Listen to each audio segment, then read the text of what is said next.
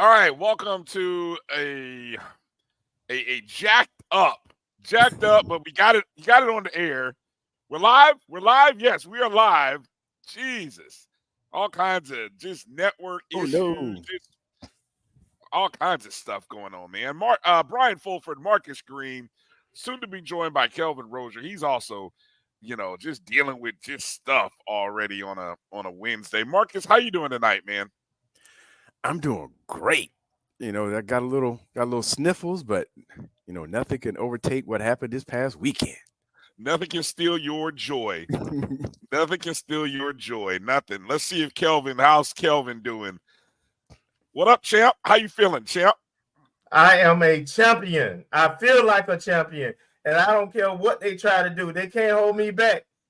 They can hate me now, but it won't stop now. Yeah. Oh, man. Good to be on with you. O&G StrikeZone right here live on the Black College Sports Network. Brian Fulford, Marcus Green, Kelvin Rozier.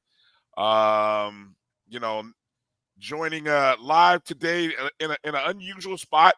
Unfortunately, we're not broadcasting on our normal YouTube feed. So hopefully all of our friends and listeners do what we always ask them to do, which is to follow the show on Facebook, Twitter, Instagram, YouTube, and hopefully folks will actually see the show, hear the show, and we'll go from there. We got a loaded show tonight. Stan Becton of the NCAA.com is going to be joining us at the bottom of hour one. Patrick Jean-Pierre is going to join us in the top of hour two. He's going to talk to us about FAMU golf, and he and his teammates getting a chance to meet Tiger Woods very recently. And then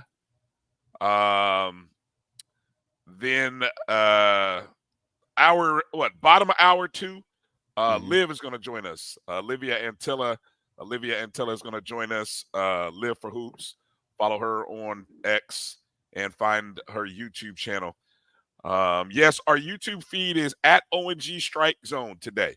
I'm not sure, Demetra, we appreciate you finding us on Facebook. Not sure what obviously we couldn't run it on our normal Jericho Broadcast Network's YouTube feed, having some issues with that channel.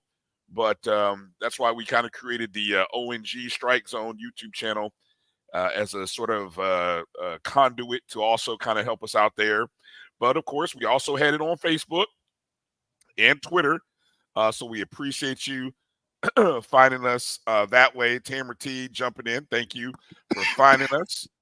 Mary Allen finding us on Facebook. Hello to you ladies. So glad you ladies found us, and we're the first ones to kind of jump in and join us. Well,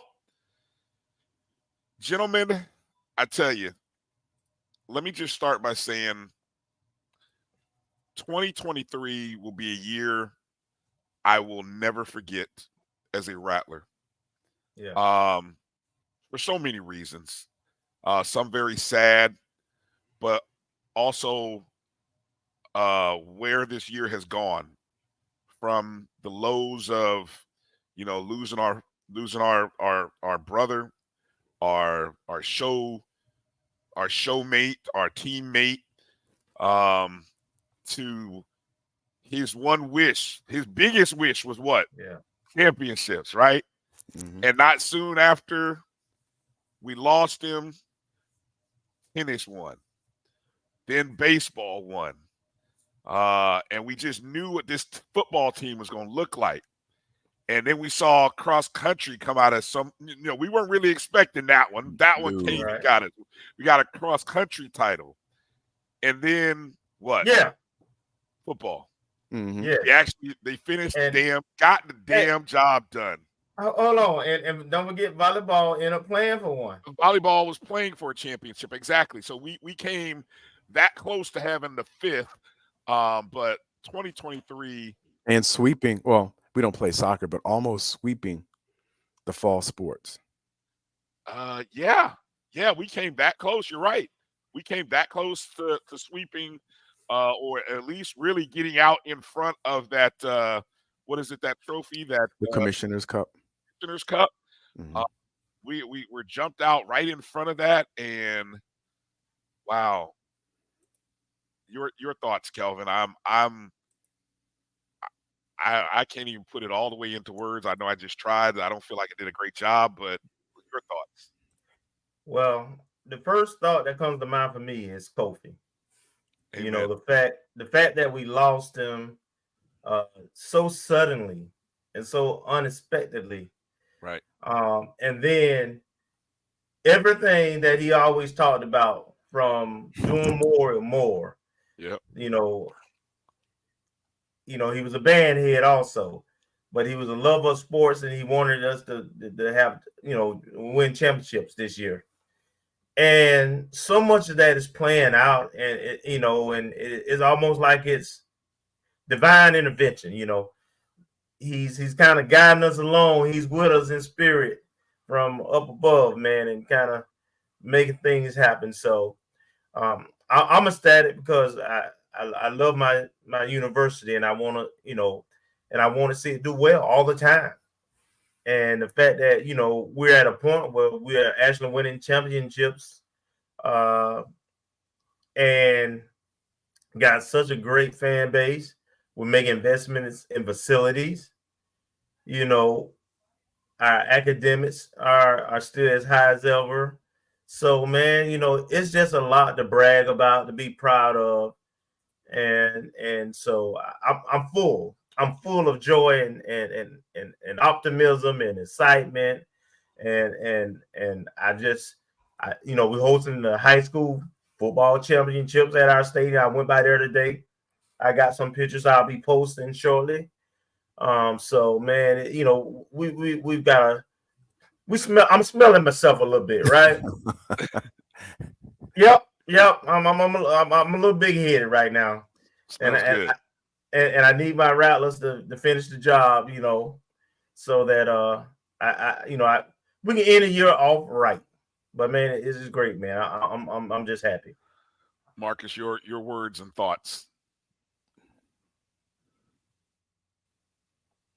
Marcus, can you hear me, Kelvin? Oh, I hear you. Yeah, it was. Okay. It was lagging a little bit. Oh, okay. It was lagging a little. I don't know if something's going. Yeah, I don't know from. I told y'all text message. I got some theme music, so I don't know. I don't know if it'll even play. I got the YouTube video up. I don't know if it'll play through my speakers or just go through my headphones. I'll play it. Let's see what happens. Go ahead, try it. What'll happen? Let's see what'll happen. Let us know when it starts, because I may not be playing. If it starts now, we definitely can't hear it. Okay, no, you can't hear it. Okay, yeah, no. Well, I can send you the link. Or wait a minute, I may be able to share my screen. Is it how? Send me the link. All you just need is the first. All you just need is the first part. How long is it? Well, it's a song, but we can just play the first part of it. Yeah, we'll try to we'll play it and see what's happening. See if we can get by without getting. Let's sniped. see. Yeah. Let's see if we can do it next segment. Yeah. I'll try to send me the link. I'll try to download it. And is it I don't know. These things with the internet and their policies these days, I don't. It's so, everything is so damn restrictive, especially YouTube and Facebook. I don't know. You might need to sing it, Marcus. I don't know. Sing it. Hell, I don't know. What you say? No, you don't want us to. You don't want us to hear that, huh? Man, go ahead and drop that Barry White baritone, man. I know you got it in you. Those beautiful pipes that you got. Come on, Marcus, man. Let them go. Let them go. Don't be shy, brother. Don't be shy. Don't be shy. Man, look, definitely. Hey, shout out to the more people coming in. Marcus, appreciate you finding us on Facebook. Marcus, good to see. We got a chance to tailgate and really see, Rattler Nation, you guys are beautiful, man. Showing up in that weather was just flipping miserable, but you didn't let it steal your joy and your shine. And man, even when you're going through stuff outside of that little moment in time will always be with us. Those of us who got a chance to go and witness that. Appreciate you, James Austin, coming in. Our sentiments exactly. One more to go. Shout out to Melissa Wilson. In. Good to see you, Melissa. Thank you for coming in. Sam, good to see Sam. Good evening, Sam. What's so funny that I had never, prior to this weekend, Kelvin, I had never tasted the pineapple whiskey. But I've now since Saturday, I have seen like a dozen ads for that thing, and it follows me. It's like somehow the analytics followed me and said, "Oh, you have consumed us, you liked us, and here's some ads to tell you where to purchase us." And I'm like, God dang it, the AI is everywhere. So yes, now I'd never seen an ad for it until Monday. And I'm like, ooh, I remember what that tastes like. We're gonna have to have a special bottle on reserve for Celebration Bowl. Man, week. I'm bringing 3 bottles, brother. Oh, I don't know how we're gonna get anything done. This upcoming Celebration Bowl. It's gonna be ridiculous. Kenya, good to see you. Kenya ran into Kelvin. I'm mad I didn't run into you, Kenya. I saw your pictures. Where did you run it, Kelvin? Where did you run into Kenya at? It was right before the 5th quarter at the end of the game. I was headed down, and I saw her with a crew, and I just walked up on her, man. And she looked at me like, "Who this joker walking up on me, man?" I thought she was gonna swing on me. I was scared. I was scared for a little bit, but then she kind of gave me little side eye and stuff, and a little. I think I know you. I think I know a you. Little side hug, and then it registered, and I spoke, and then she was like, "Oh, let me come back." And then she gave me the real love. Beautiful. See, I saw Kim too, out there. While I was getting that pineapple whiskey, as a matter of fact. Nice. Oh my goodness. Dr. Lori, good to see you. Thank you for coming in. We missed you. I know you were there, but we're gonna make a point, Kelvin. I did not miss Dr. Lori. I saw her. Okay, you saw her. Yes, I saw her going by the north end zone. I don't know. It was after one of those rain delays, and she was trying to tell me something, man. But that raggedy Prairie View band was, and I was having trouble understanding what she was trying to tell me, and of course, I couldn't jump the fence. So no, you don't want to do that. But what's up, Dr. Lori? It was good to see you. I told Doc we definitely got to catch up at the in Atlanta. So yes, sir. We'll make sure we're there. Montre Bennett, good to see you, brother. Thanks for checking in. Montre said he couldn't find us. We're in the parking garage. Yeah, in the parking garage. Spot 1. I know that's the spot in the corner. Spot. Just dealing with John. We're just dealing with some YouTube issues on our JBN YouTube feed, but our O&G StrikeZone YouTube channel. So get that one locked in as well. So that page, you can always see all of our shows.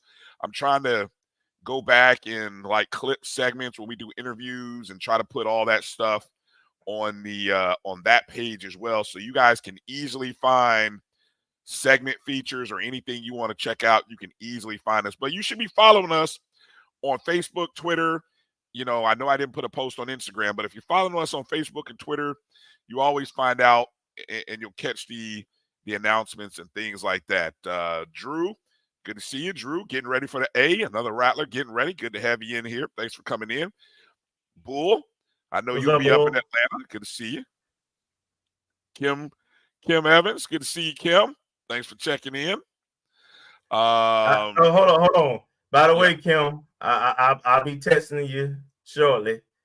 We want you to come on. That's the president of the March 100 Alumni Band Association. So yes. Hey, all full disclosure, I did contact you, Kim. She must not have answered. Must have been like, who is this Brian person texting me? But I did text before I called. So I'm just saying. So if you see that strange 407 number in there, that was me.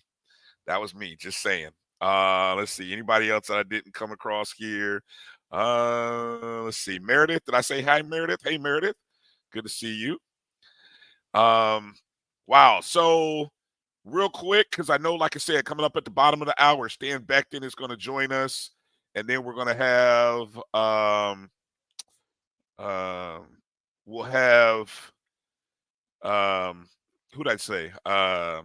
Patrick Jean-Pierre. Yeah. He'll be joining us at the top of hour 2, and then Liv will be joining us as well. So there it is, the $1 Million Smile, the trophy, the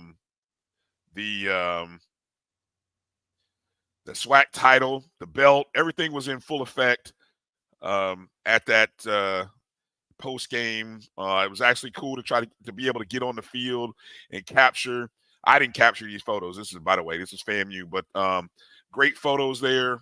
Musa, the shower for Coach Simmons, all of that real good stuff, man. Of course, our offensive MVP, Terrell Jennings, who had his second consecutive 100-yard rushing performance, and actually his second consecutive MVP. MVP of the Florida Classic, MVP of the SWAC championship game. What are the chances that he could get the trifecta, gentlemen? Very good. I'm calling it now. Nobody can take my bold prediction. I'm putting it out there. Bold prediction. Terrell Jennings, Celebration Bowl MVP for the trifecta. I'm calling it right now. 10 days away. So you can't have my bold prediction. I'm calling it now. David Morgan, of course. Okay. David Morgan, defensive MVP, 2 interceptions. Of course, none bigger than the opening drive. I mean, that was so huge in so many ways. The fact that he came up with that interception, and it really set the tone. And, after that, FAMU would score 2 more touchdowns on the next 2 drives, jump out to a 14-0 lead, get the lead as high as 21-0 before Prairie View even scored. And we were gone. We were off to the races, man. By the time we actually came in from the tailgate, we were up 14-0, and I was like, damn, this what the hell just happened? I mean, I had to go back and look at a rewind of some plays just to get a feel for what happened, man. I mean, amazing start for us. Real quick before we go to the break, did anything happen in the first half that was a surprise to you? Let me ask that, guys. Go real quick on that, and then we're going to go to break and go to Stan. Marcus, anything in that first half surprised you? Anything there? You're on mute, by the way.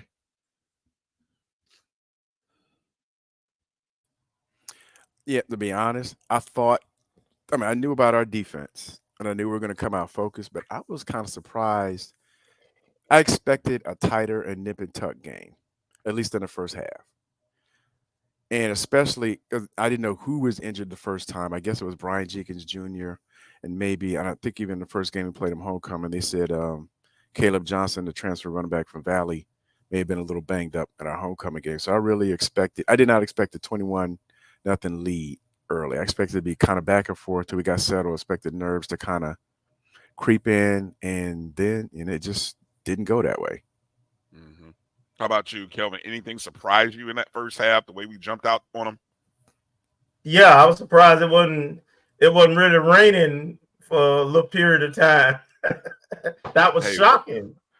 Hey, look, what did we say? What did Coach Simmons say? It don't rain. Now, it did rain, but the fact that it cleared up just enough for that game to start without any issues, and we jumped on them like we knew, like we had the weather report in our back pocket. Like, hey, y'all, let's go ahead and jump on these guys, get 2-3 touchdowns up, and then when it rains, and then when there's an hour delay, they just gonna have to deal with it, and they'll never be the same. Yeah, I you know, we talked about how it. What's the song? I know there's a song about it never raining in Southern California, but it never rains in Bragg Memorial Stadium. Somebody's gonna do a remix. I'm just putting it out there. Any ingenious YouTuber or TikToker, whatever you call yourselves, somebody's gonna put a song together. It never rains in Bragg Memorial Stadium, but beautiful job. Hey, the play of the day. I'm gonna tell you now. The play of the day I thought was Javen interception was 1A, but how about General Hunt's sack of Travis Connolly, in which he got hurt after it, and then the preceding chest bump or whatever he did with Coach Simmons that nearly wiped Coach Simmons out. That was 1B, because that sack on Connolly, I think, was like the kick to the groin that Prairie View just like, well, I just can't find a better way of saying it, because, man, they look broke down, because that led to the second interception, because the backup came in on the next drive, and 2 plays into it throws an interception. And I'm surprised Conley came back. The way he was when he went to the locker room, he was not looking in good shape.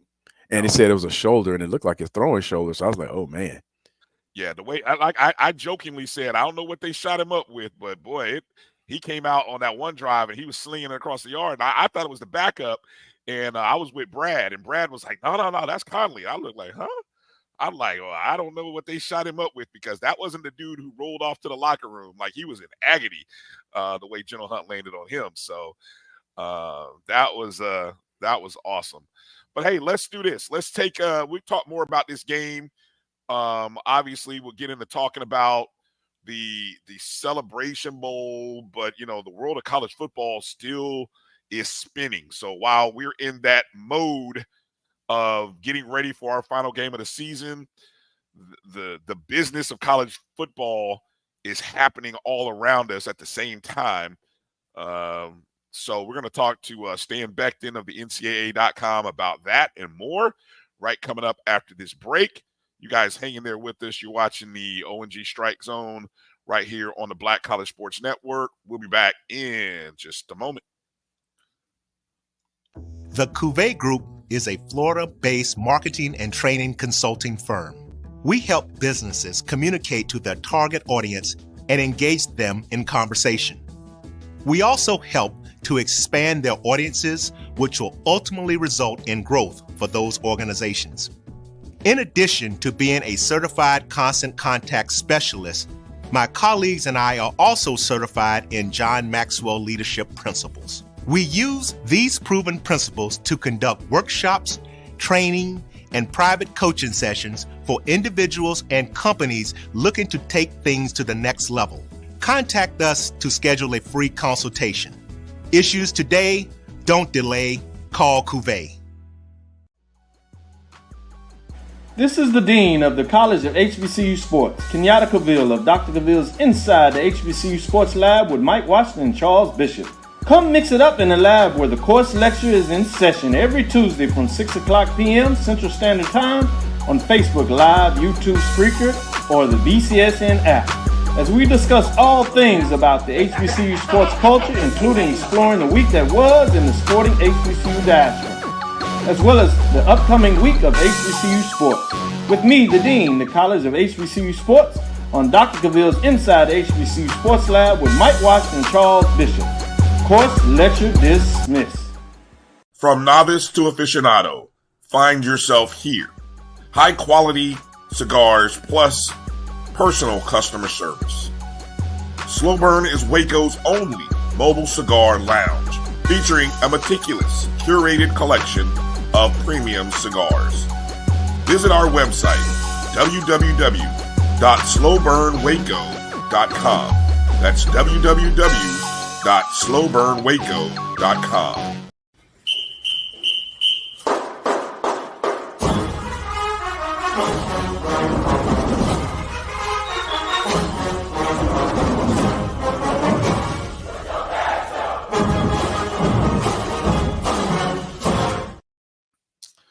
All right, welcome back to the O&G Strike Zone. Brian, Marcus, Kelvin, pleasure to be joined again by Stan Becton, NCAA.com. Stan, welcome back to the O&G. How you doing tonight? Wait a minute. Let's say it one more time, Stan. Let's see if we got you. Nope, I don't have you. Let me see. You hear me now? We hear you now. There we go. I'll take out the AirPods. It's all good. It's all good, brother. How you doing tonight? Doing good. Doing good. Well, the Rattlers, we are on cloud 9 over here in orange, in the world of orange and green. FAMU ranked as high as number 5 in the AFCA coaches poll. 11-1 heading into the Celebration Bowl. Taking on Howard. What's your evaluation as you have watched this team? And where they sit on the edge of this bowl game against Howard. Jeremy Musa the most. Wait a second, your volume keeps going high and low. We lost you. We had you. Let's see. Nope. Give him a second. We get the little audio situation figured out here with Stan. Let's see. Nope. Give us a mic check. 1, 2. Nope. Still don't have you. Still don't have you. I think I hear you. Nope. Are you able to let's do this. Can you log out and then try to jump back in? Maybe, I don't know, sometimes with the iPads. Hold on. I hear you. I hear you. Hear me? We do hear you. Yes. It lags. It's like it it's in and lags. out. It's Yeah, like it's it in lags. and out. Let's do the log back in. Log back in, Stan. See if you can log out and log back in. All right, we'll give Stan a second to log back in and out. Yeah, I checked that video, Marcus. Yeah, I can't play that, unfortunately. It'll, get us get a flag. Get us back in YouTube jail again. Damn it. Okay. YouTube bastards. Sorry, here we go. All right, Stan, how we doing? Good. You can hear All me? right. Yeah. You sound great. Great audio now. Perfect. Got the wire headphones. Technology. There you go. Yeah. There it is. All right. So my question back to you, Stan. Tell us your thoughts. FAMU wins the SWAC. The consensus number 1 team heading into the Celebration Bowl, number 1 in HBCU football. But so, I mean, let's start there. And then maybe, what's your evaluation of FAMU versus other FCS teams as you see them? Yeah, I love the development of Jeremy Musa first and foremost. His growth from last year to this year has been phenomenal. And I also love how you guys run the ball this year a lot better than last year. I think that's one of the biggest differences. I mean, yes, Jeremy Musa is taking that next step, but you guys can actually run the ball in a way you guys haven't since really Bishop Bonnet was back there. So that's what I like. And then, of course, dark cloud defense, speed everywhere, athleticism everywhere. So when looking at how they kind of shape up to some of the other teams, I think they could. Now, do I think they're an FCS championship level team? I mean, South Dakota State's on a different level than everybody else this year. So, I mean, that's kind of hard to think anybody's better than them. But I think you guys, the teams that are playing this weekend in the quarterfinals, I think you guys could definitely compete with them depending on who you guys matched up with in earlier rounds and whatnot like that. I mean, you guys are ranked number 5 in the coaches poll. So I think that's about right in that top 10, top 5. I'm just curious before I toss it over to the guys, what is it that you see that separates the South Dakota State and maybe another team or two from where FAMU? Like, is there a big, we talk about within HBCU football, there's tiers. Like this year, I thought FAMU and Central were kind of in a tier, and then really everybody else. At the FBS level, what is it that separates FAMU, this particular team, from a South Dakota State, or maybe whoever you might say is 2 and 3? Yeah, definitely the trenches for sure. I got the chance to go visit South Dakota State for one of the games, saw them, Montana State, North Dakota State. Like their offensive linemen are FBS like size offensive linemen. So their trenches and like their backups as well. So it's like every day in practice, they're going against someone else who's like that size. So that's really what I see as the difference. Skill positions, I think HBCUs have some of the best skill position players, I think, out of all conferences in the country. So I think it's really the trenches and the depth they have at trenches. FAMU has one of the best offensive lines I think I've seen this year. So their offensive line is good. But if you go deeper into that kind of, if somebody gets hurt, who's coming in, that's where that difference comes in. Okay, good point. Go ahead, Kelvin. Give me your thoughts on the playoffs, the FCS playoffs thus far. Any surprises, teams that look particularly good, players to watch. Just your thoughts. Yeah, it hasn't really been any surprises per se. I was surprised North Carolina Central couldn't beat Richmond. I mean, I'm surprised they couldn't beat Richmond. But otherwise, not really too many surprises. I think Albany looks really good. That defense flying around. You want to talk about when you look at a great defense, you got to have players at all three levels. They have it. Two great edge rushers, linebacker, shutdown corner. They have that. So I think that's the game I want to watch the most this weekend. If there's any game I'm going to watch, it's Albany, Idaho, because the quarterback play from those two and then the defenses I think are going to be good. But not really any surprises. I think just you're going to have that's going to be the game of the week, I think. And then I guess the biggest question is North Dakota State. Are they going to show up this weekend? Or is that dynasty, some people saying it's over? I don't know. What about some players to watch? Yeah, players to watch, Reese Poffenbarger and Giovanni McCoy, that Albany, Idaho. I'm going to keep circling back to that one. You want to see the two best quarterbacks in the FCS next year, watch that game. That's the two best next year. And then, of course, I think North Dakota, South Dakota should be a good rematch as well. I went to go see that game when they played, and South Dakota upset North Dakota back when they ranked like number 2. And that should be a good game. They have a great corner in Miles Hart, and I actually grew up training with their DB coach now. So got a chance to see some of their DBs and stuff and talk to him about his DBs. And that guy, Miles Hart, and that's the next level. That's an NFL like camp invite corner they have out there. So that's another player to watch. All right. Appreciate that. Go ahead, Marcus. Good evening, Stan. Actually, I have a question, kind of one following up on what you talked about and answering Brian's question in terms of the offensive lineman. How is it that, and I won't say nondescript, but how is it that schools that aren't necessarily in a football hotbed, when you typically think Southeast or something along those lines, like a South Dakota, North Dakota, how are they able to draw that caliber of linemen to their program? And then second, kind of what you and I talked about a teeny bit earlier in terms of the transfer portal is kind of sort of related, that some of the players that you're seeing now, and then there's a lot coming into the portal, and what impact or ramifications do you think that's going to have across the FCS landscape and specifically for HBCUs? Yeah, so I'll answer the lineman question first. So it's kind of like, first you got to look at Alabama, like University of Alabama, the Crimson Tide. So they get top players because they are the only school in Alabama, right? There's no NFL team in Alabama. So that's Alabama's thing. So like when you go out to the Midwest, the upper Northwest, all that, whatever you want to call it out there, places that you wouldn't really, if you had to say, I'm going to go on vacation, places you wouldn't say you're going on vacation to, those states, they're the only teams in those states.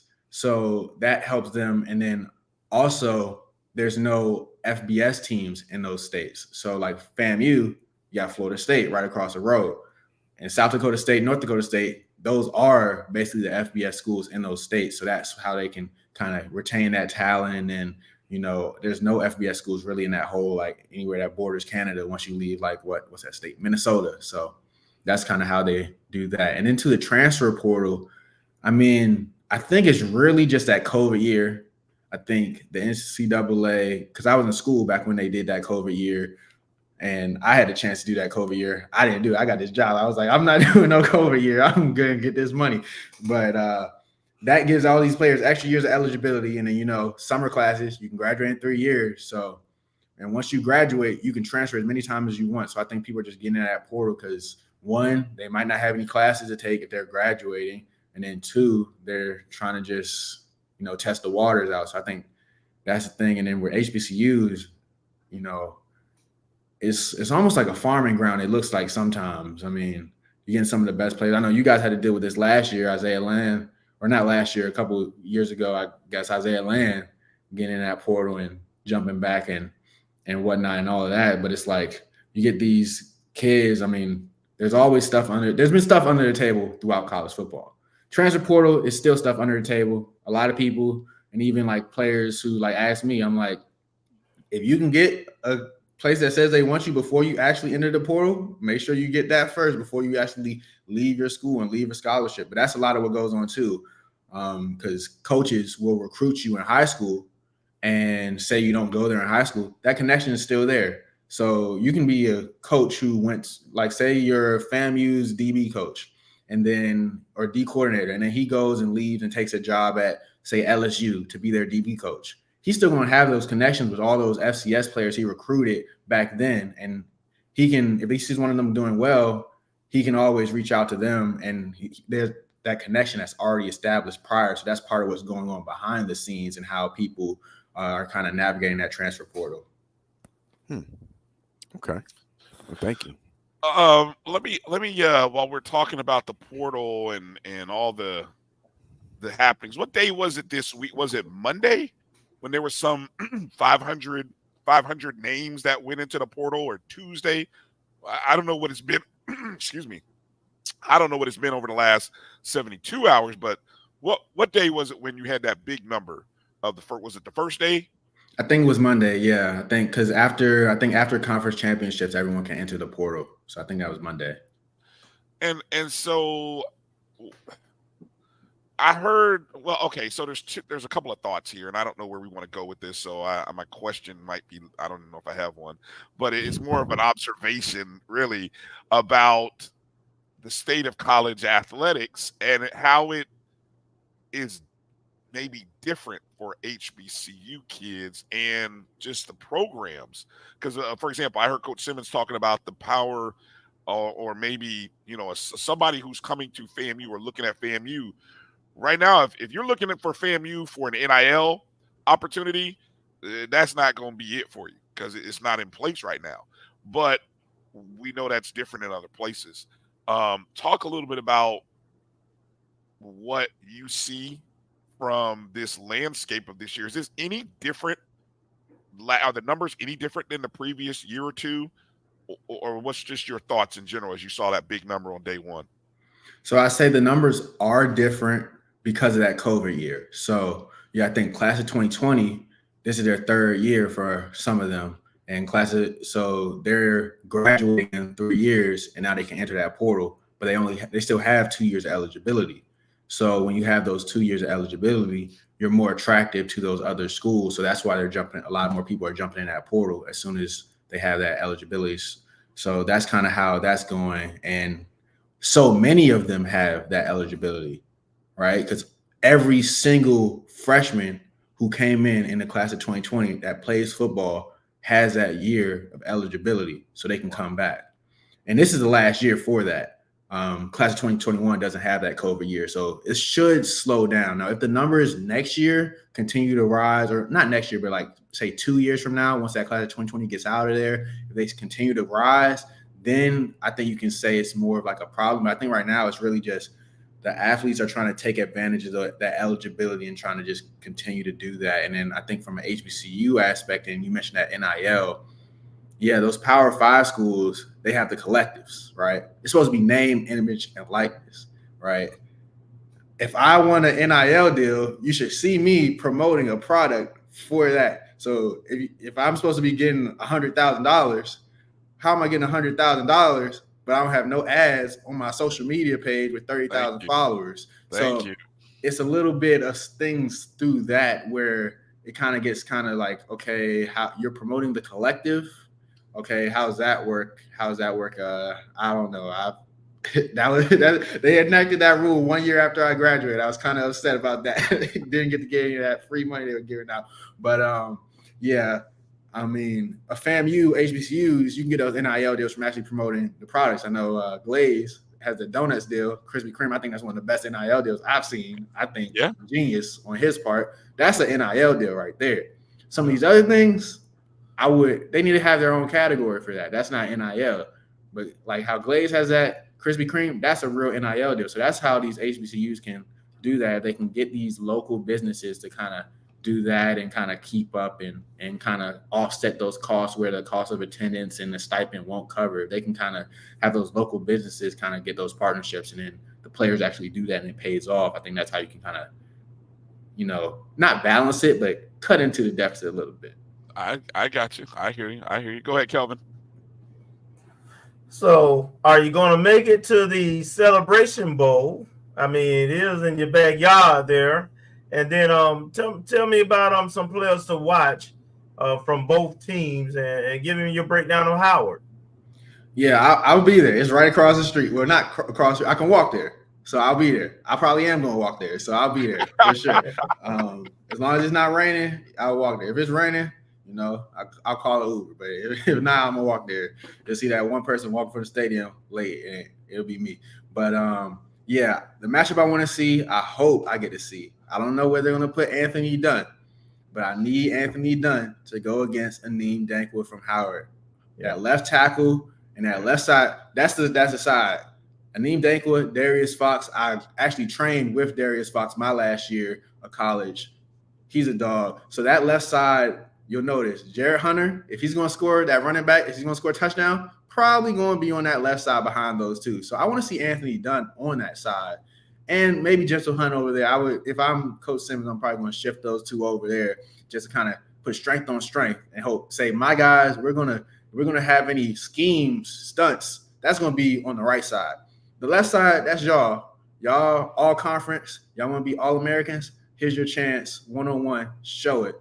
And then I think defensively, Howard's safety, Kenny Gallup, and I think he's going to be able to kind of mix it up for Jeremy Musa. It's going to be hard for him, I think, to be able to get those pre-snap reads as much as some of these other schools he's faced, only because Kenny Gallup can line up deep. He'll drop down. He can line up in the box and he'll blitz. Like he's so versatile that he can move all over the place. But I think the advantage FAMU definitely has on Howard is offensive line against their defensive line. So that's why with you guys running the ball the way you guys have this year, I think that's why you guys probably will be favored into this game and probably should be favored, because I think you guys can win that matchup for sure. Okay. Good analysis. Appreciate that. I'll have to keep an eye on that as I continue to watch and break down some Howard film from their season so far. Marcus, what do you got? You're on mute. In a similar vein, do you see or has FAMU faced anybody similar on offense or defense this year in our schedule? So do we have anything that would prep us for what Howard's going to show us, or are we just going to be going by feel maybe the first part of the game? Yeah, I'm trying to think back to the kind of staple of running backs that Howard has. I'm not sure if you guys face any team where they can just rotate backs at the level where they're 4 deep at running back, like 4 running backs you have to prepare for. So that's where that kind of challenge comes in. So you can practice for a running back, but you only got so many scout team players to replicate that. And I mean, that's going to be where the challenge comes in. You can be practicing for one running back, they'll have a different one, right? But then defensively, I think there's plenty of comparable defense. You guys play Southern, right? Southern's probably the best defense you guys have faced this year. I think Southern defense is better than Howard's defense, especially in the secondary. Southern had Chris Davis, who just entered the transfer portal. We were just talking about that. He got some Power 5 offers. There's no corner on Howard who's as good as him this past year. No corner as good as Alabama State's team. So the defensively, I think you guys have played. Your offense should be able to have success because you guys had success against better defenses on the HBCU level this year, even had success against FBS teams and whatnot this year too. But I think defensively, it will be a challenge just kind of game planning for all four of those running backs and the way they all can kind of maneuver out of the backfield. They might have two backs in, one's leaking out on a wheel route, the other one's taking an RPO. So it's just that's going to be the challenge, I think. Okay, thank you. Stan, let me kind of wrap up the segment and with you and sort of ask you what are some names that have popped into the portal from out of the HBCU level that are like, whoa, now here's a guy that if he ends up, let's say somewhere, if he ends up like FAMU or if he ends up over at some other school, he can make a difference. Who are some of the names that caught your eye and you'd be kind of following to kind of see what the recruiting chase, I'm gonna call it a chase, is to get him? Yeah, Jason Chambers, North Carolina Central, entered the portal today, actually. He was the best corner in HBCU football this year, and he might have been one of the best corners in all of FCS football this year. So it's a shame to see a talent like that leave this year. And then, of course, I also saw they had Torricelli Simpkins, who was one of the best offensive linemen. I think he'll probably get some third-team All-Americans at the very least this year as well in the FCS. So those two actually entered the portal today. So those are two names that I think could be difference makers for like Power 5 schools if they end up getting those offers. But it's really it's all over the place. I can't keep track of everybody. I only know those two because they came today, and those are the fresh ones on my mind. It's so many that have entered the portal. Keyshawn Johnson from Alabama State. I saw He tore us up. He was the best receiver in HBCU football. So you got the best corner, best offensive lineman, best receiver in HBCU football, all entering the portal this year. So that's where it kind of hurts, and that's where like the transfer portal kind of hurts HBCUs, because when you're looking to get those HBCU draft picks, then it's like your best players are going to the Power 5s for 1 year. For example, Corey Bullock at Maryland. He was at North Carolina Central last year. You saw him dominate Jackson State up front in the Celebration Bowl, and now he is at a Power 5 school. But if he gets drafted, that won't necessarily count as an HBCU draft pick because he didn't play his last year at HBCU. So I think that's where the transfer portal kind of hurts, because you need those draft picks to kind of – that goes all the way back down to recruiting, getting those top athletes to come in. Got to have those draft picks because then they can see those players. But then when you see those players not getting drafted because they transfer somewhere else, that's where that kind of challenge comes in. The quarterbacks, always interesting. Andrew Body from Texas Southern in the portal. I think, did I see Quincy Casey of Alabama A&M in the portal? Did those guys strike you as I don't want to make it sound like it's a step down or anything, but are they HBCU level guys? Do you think they could jump up to an FBS, or do you think they're likely to stay in the FCS, if not HBCU level? Yeah, I mean, no disrespect to any of the players or anything like that, but just going off the game tape for Quincy Casey, I mean, Alabama A&M was his second school, started at Jackson State. I don't think he is like a FBS level talent just based off the film and the struggles he had at Alabama A&M.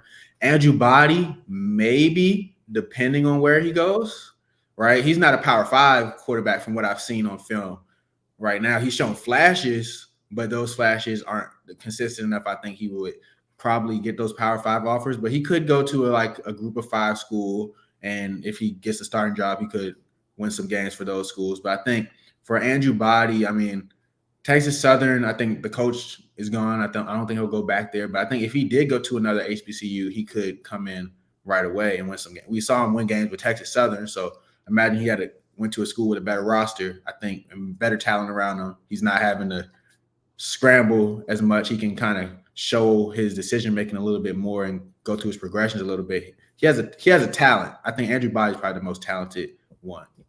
Mm-hmm.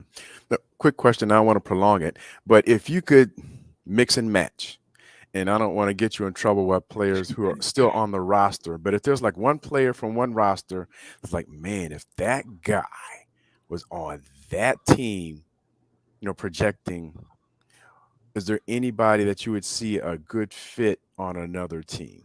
Marcus, you saying jump in the portal, kid. Jump in the portal. Yeah, I don't know. I haven't looked at it from that angle yet to see like, oh, if this guy goes here, he would be a good fit. I mean, I feel like it all depends on system. Honestly, it depends on system for a lot of these guys. Playing in secondary myself in college, I think if I'm just looking at the DBs who enter the portal, say if I'm looking at a DB, are you a man DB or a zone DB? So it's like for FAMU, you get somebody who doesn't fit the system and he's a all-American, all-conference player. He comes down here, he might not be that good because he doesn't fit the system. And you're wondering like, oh, we just signed this guy. He's supposed to be a 3-star, 4-star out the transfer portal. He's not even that good. Well, he might not be the fit. So I think it all depends on the system, honestly. Okay. All right. Stan, appreciate your time. Let people know where they can find your work, where they can follow you on X or wherever you're at most. Yeah, you can just look up Stan Becton on all the social media platforms, and then one of the accounts should pop up. And then you can check out my work on ncaa.com and also on BET. You got working with BET for their HBWCU. That's what they call it, HBWCU. And they write some articles for them, about 2 a month, and maybe some more things coming soon. Stay tuned. That's right. That's awesome. Good stuff. All right, look for the Rattler invasion. Exactly. The Rattler invasion is coming to Atlanta. It's been a long time, Stan. We don't know how to act. It's about to be crazy in Atlanta all next week. So get ready. Here we come. I'll be here. All right. Hey, again, thanks for your time tonight. We'll see you up in Atlanta. All right. Yep. See y'all there. All right. Stand back then, ladies and gentlemen. Hey, let's take a short pause and come back. Patrick Jean-Pierre is going to come on and talk with us. We're going to find out what kind of tips he pulled away from the GOAT, Tiger, that is, the Tiger GOAT. We're gonna talk to Patrick about that and more coming up on the other side. You're watching the O&G Strike Zone right here on the Black College Sports Network. We'll be back in just a moment. It's never too early to plant the seed, to share the tradition, and instill a sense of pride in your HBCU with your little ones. HBCU Pride and Joy Children's Boutique helps you share your school spirit with a wide selection of adorable kids apparel and accessories officially licensed from your favorite HBCU. Visit hbcupridejoy.com and follow us on all social media at HBCU Pride Joy on Facebook and Twitter. This is Brian Fulford. AD Drew and I are co-hosts of the BCSN Sports Wrap. We talk about all things related to HBCU athletics. From the games, teams, coaches, and fan interest stories, we cover it all. You can find our shows on Facebook at BCSN Sports Wrap, YouTube at MyJBN Online, and everywhere you listen to podcasts like Anchor, Spotify, Google, and Apple Podcasts. You can also find the show on the Jericho Broadcast Network's app. Make sure to download. We look forward to you joining the conversation and being a part of the show. I'm returning to Clinton Paris, and Tampa's my community. I grew up here, went to school here, and my wife and I make our home here. What makes Tampa special are its people. So when I represent someone injured in my community, it's personal. Call my office and speak to a real lawyer and not some referral service. I will fight the insurance companies to get the settlement that you deserve. At the law office of Clinton Paris, we take the pain out of being heard. Since 2002, Empowerment Resources, Inc., a nonprofit organization, has empowered more than 1,500 youth and adults in Duval and surrounding counties. Through its programs, Journey into Womanhood, Girls Mentoring, Life Skills for Teens, and Parenting Education Coaching. To get involved with programs, volunteer, or donate, visit www.empowermentresourcesinc.org. Follow us on social media, facebook.com/empowerment.resources and instagram.com/empowermentJAX.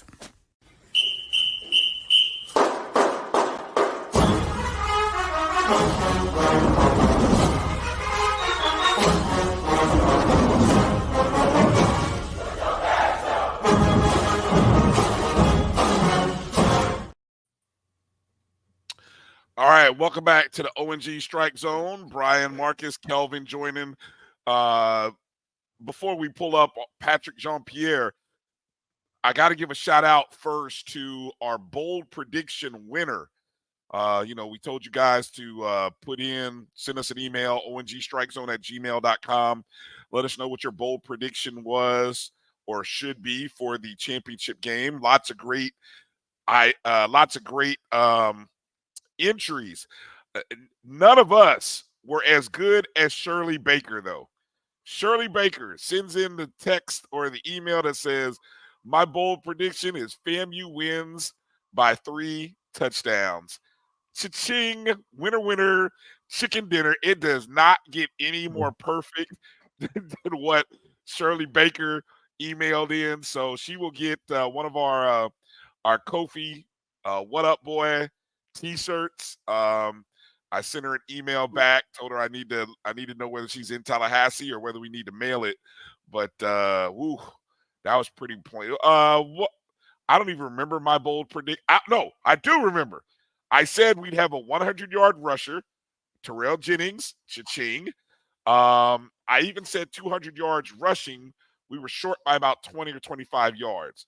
What was your bold prediction, Marcus?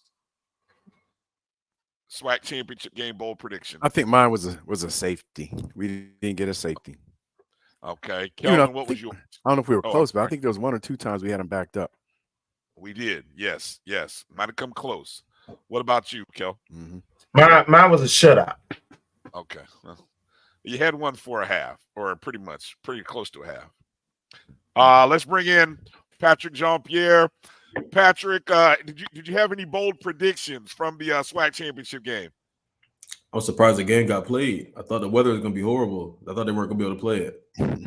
Well, hey, there you go. That was a bold prediction. A rain delay played on Saturday.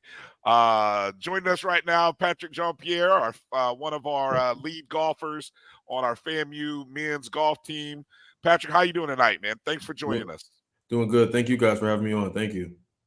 Hey, let's start a little bit before we get into the main feature of what you've experienced recently. Let's talk about the team. You guys have won or come in second in some good tournaments of recent late October and into November.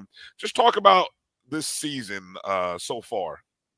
Oh, so we have the people that have traveled this year. They're new people, whether they're transfers or freshmen. So honestly, whenever you have freshmen come to the team, it normally takes them some time to get adapted to playing from high school to college. But the newcomers that we have had come on the team, they've actually adapted really quick. So they have been a main contribution to our success this semester. And so we're hoping to bring this in the SWAC. But yes, we won a tournament. We got second in a couple of tournaments as well. So I honestly like where we're at. I feel like if we keep playing the way we're playing right now, we'll be a hard team to beat in April.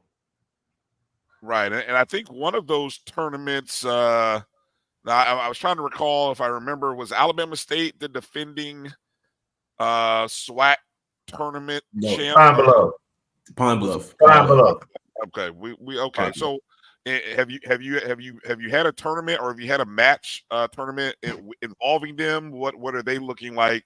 How far away are we from them if they are sort of returning similar guys from last year? So we've played them, I think, by now 3 or 4 times this semester, and we beat them twice. They beat us twice. Okay.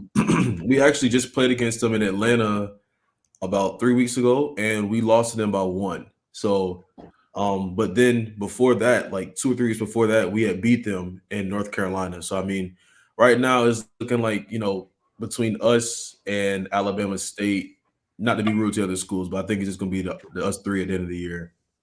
Nice. Yeah, I thought we had closed the gap a little bit. Kelvin, what do you got?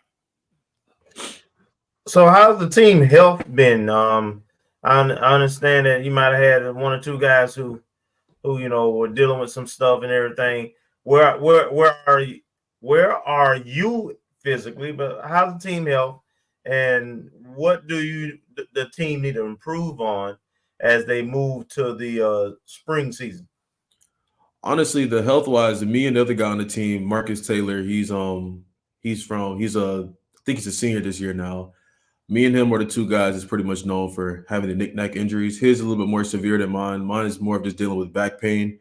It more so comes from just the long-distance traveling. We're sitting in vehicles for about sometimes 6-7 hours. When we went to North Carolina, it's a 9-hour drive, but with the traffic, it took about 12 hours. So we're sitting in the car for 12 hours, and that can just be real uncomfortable. But what can we improve on as a team? So whenever we're not playing that well as a team collectively, sometimes we think we're out of it, and then at the end of the round, we realize we're 1 or 2 or 3 shots back, which is not much in golf. I mean, that can change in a matter of 20 minutes.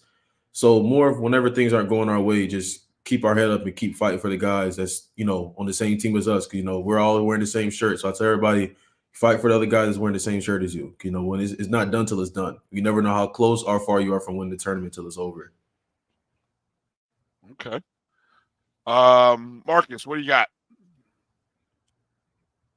You're on mute, Marcus.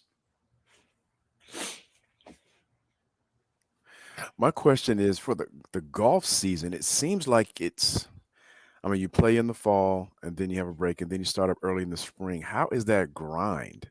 Because it seems like, I don't know. I'm trying to think of any other sport, maybe track, I guess, that has a season that goes over the 2 semesters of school. And how is that? And I heard you mention about some nagging injuries that you and your teammates have. How much of a role does that play into it? Well, it's pretty tough, but I mean, the more you play, the more you get used to it. For an example, this semester, me and my other teammate, we've played 7 tournaments in 10 weeks. So it's a lot of. Luckily, I'm online for school, so I'm not really missing that much class. But for my other teammate, his name is Patrick as well.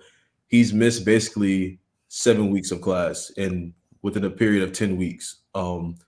So it can get a lot at times, but that's where you just have to, I guess, be mature and understand that you're a student athlete. So you're student first, athlete second. So just understand that no matter what, we have an excuse for the work, but it still has to be done by a certain amount of days. But over time, you just start to get used to it, honestly. Okay, thank you. Hey, talk about the recent additions to the golf program. I believe the simulator.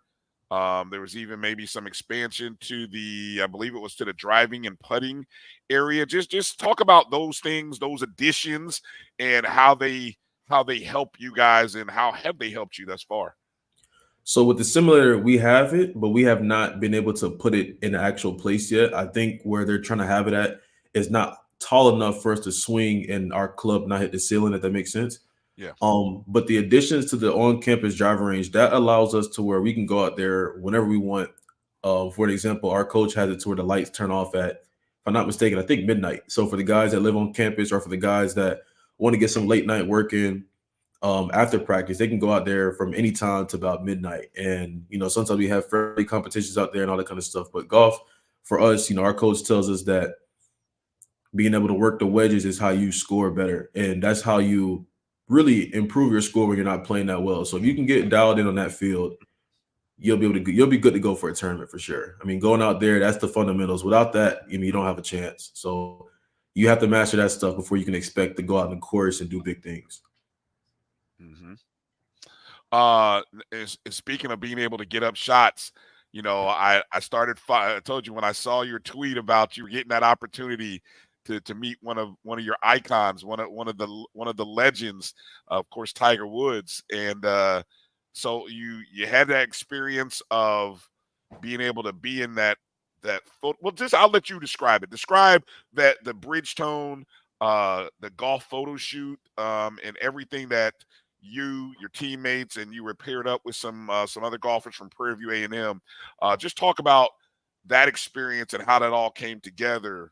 And just your interactions with Tiger. Yeah, so our coach had told us about this towards the beginning of the semester that we were going to be able to meet Tiger, and he unfortunately told us that it wasn't going to be the whole team. There's only going to be 5 of us. So he went about the 5 the way he did, and we went down to South Florida, and they were doing a Bridgestone commercial with Tiger Woods and some other notable golfers that work with Bridgestone as well. And afterwards, we already knew that Tiger was going to come to us, and he came up to the driving range. He shook my hand, and literally when he shook my hand, I almost forgot to speak. I was just confused. I was just like, man, this is the guy I watched growing up on YouTube, on Golf Channel, all that kind of stuff. And now I'm shaking his hand, swinging in front of him. So it was an unreal moment. But I know the team, You know, they're like everybody else. He's our golf idol. He's the guy we admire when it comes to golf or whatnot. He's like when I shook his hand, I told my coach, I was like, I don't even think that's real. Like, I don't even I shook his hand, but that don't even seem like him for real. It's like a doppelganger version of him, you know. So that is something I'll never forget. But being able to hear his advice on the golf course, what he does on and off the golf course to prepare for the next day, that was, something you just can't pay for. I mean, he basically is a guy of work ethic. He believes if you don't go out there and at least try, you don't even deserve success. He would rather go out there and fail every single day than stay at the house knowing that he didn't do anything to at least try to get better. So it's a lot of trial and error and just learning from your mistakes, honestly. And Kelvin and Marcus jump in there anytime. I love that clip. I bookmark it. That clip where he was talking about the preparation of 100 shots. No, excuse me, 1,000. Yep. 1,000 shots every day. I don't even have a concept of how. I guess because I'm not doing it, I don't know what kind of time that is. But 1,000 shots, and I love the way he broke it down. Right? They explained how he broke down what 1,000 shots look like. Just in case anybody hasn't seen that clip, just explain that for people. So I had asked him basically, how is he able to practice at an elite level when he's not feeling the best? Because like when I'm dealing with my back pain, sometimes it's limited practice. So he answered that with saying, even if you're not swinging full swing 1,000 shots a day, he was like, it could be 600 putts, which is something where you're stationary and it's all about shoulder movement, or you can do 600 putts, 200 chips, 200 range balls. You know, just anything where you're having 1,000 contacts with the club, whether it's a full swing, a putt, or chip. He's like, that's how he basically goes about it whenever he's not feeling the best. Because he said when you're putting, you can putt for a long time and not really get much pain. So he was saying no matter what, whether it's an off day for him or not, he has to get 1,000 contacts. So with just the club being in his hand, he's able to get better and just feel more confident when the time has come to practice and when it's time to compete. Man, that, and I mean, how many guys? I mean, when you heard him say that and put up those kind of numbers, did you feel like, oh man, I got some work to do? Or are you like, okay, I see that? I mean, what kind of emotions or thoughts did you have as you're hearing him break that down for you? When I heard him say 1,000 contacts a day, I was like, first of all, that's a lot of hours throughout the day, which, I mean, he most definitely has the time for that. But with us being in school, 1,000 is a little bit unrealistic, but we can most definitely do a lot more than what we're doing right now. I'll say that, especially with me having online classes. I do go out there early before practice and get some practice in. But when he said that, it's like, maybe I need to go out there an additional 2 hours before I was getting out there before, just to, you know, get at least like maybe another 200 contacts with the club and whatnot. So, that just lets you know how much he believes in work ethic. You know, he didn't obviously he's a gifted golfer, but just because he's gifted don't mean it just came to him naturally. He had to go out there and work for it. You guys got anything, Kelvin or Marcus? Yeah, we got a couple of guys who working their way through the system and doing some pretty good things on the pro, semi-pro level. How much do those guys, come back and do you get a chance to, interact with them and kind of keep up with them, get advice for them also? Yeah, so even if they don't come back, we're in the age now where social media is a thing. So we talk to them through social media, and they're basically trying their best to perfect their craft, but grow the game for the ones behind them. And then the same thing for us. We're trying to grow the game for the ones that's coming up as well. So even if we don't see them in person, we talk to them. They give us words of advice. One of my teammates, he just turned pro last year, and he's playing on the mini tour that you were talking about, the APJ tour. And one of the guys up there that's doing pretty good, he actually stays in contact with my teammate all the time now, giving him words of advice, trying to help him get over the hump to be a better golfer than what he was yesterday. So, I mean, they're doing a good job, and basically they just want us to do the same thing for the younger generation. Awesome. Good to hear. Marcus, you got anything here for Patrick? Come on, Marcus. You're on mute again. Telling people in the background to stop talking. Go ahead. As it relates to FAMU golf, what is it that you guys think you'll need that'll take you to an even higher level of performance and being able to say go that next step further? Well, this is sort of out of our control, but if we're speaking about hypotheticals, I'll just say this one then. But having a more difficult golf course to practice at, the course we're at right now in Tallahassee, is Southwood. First of all, we're grateful for what we have because it could be a whole lot worse. But we do know if we could play a golf course that challenges us more at home, it'll have it to where when we go to travel to these other difficult golf courses, it's an easier adaptation method, rather than having to adjust on the road. It's more of like we're already prepared for this before we even get to our next event. So other than that, I would just say just keep practicing, honestly. I mean, at the end of the day, you get in what you put out, you get out what you put into it. So, I mean, we can have all the resources in the world. If you don't go out there and put the work in, none of the resources really matter. Okay. Kelvin, you might be able to be a part of this, what I'm about to ask here, Patrick. In terms of public versus private courses around Tallahassee, does the team, whether it be through Coach Rice or anybody, do you have opportunities to play or get rounds in at other courses around the city, whether they be public or private? I don't know how that works. I just thought of that as you mentioned about having an opportunity to play at more challenging courses or just other courses in general. You asking me or Mr. I'm Cole? sorry. Yeah, Patrick, I'm saying, do you have a my chance to get around to other courses around the city? Or Yeah, so all the other public golf courses in the area, they most definitely look out for us too. They allow us to come out there and play. For an example, Capital City, which is right by campus, Capital City Country Club, that's right by FAMU. They are not public, but we can pretty much come out there whenever we want. So we are very thankful for them as well. It's more of just the golf course in the area. I'm not going to say they're too easy because that's never a thing in golf. Golf can humble you, but it's more of just like having something a little bit more challenging for us because some of us hit the ball so far, it's like we can hit it past the trouble. Sometimes we go to these tournaments, hitting it long and inaccurate can actually cost us. And at home, we're hitting it long and inaccurate and we're getting away with it. And I think in a way that is not telling us a true evaluation of how we are when we're playing on the road, if that makes sense. Yeah, gotcha. All right. Guys, any final questions here for Patrick as we close out our time with him? Anything you want to add or anything? Everybody's on mute today. Kelvin. Yeah, you're on just congratulations on the season you've had thus far, you and the team. We'll have coach on shortly, but looking forward to your spring season and you all doing well. I appreciate you. Thank you. Hey, bring home a championship. I'm gonna put the pressure on you. There we go. I got you. No pressure at all. I got you though.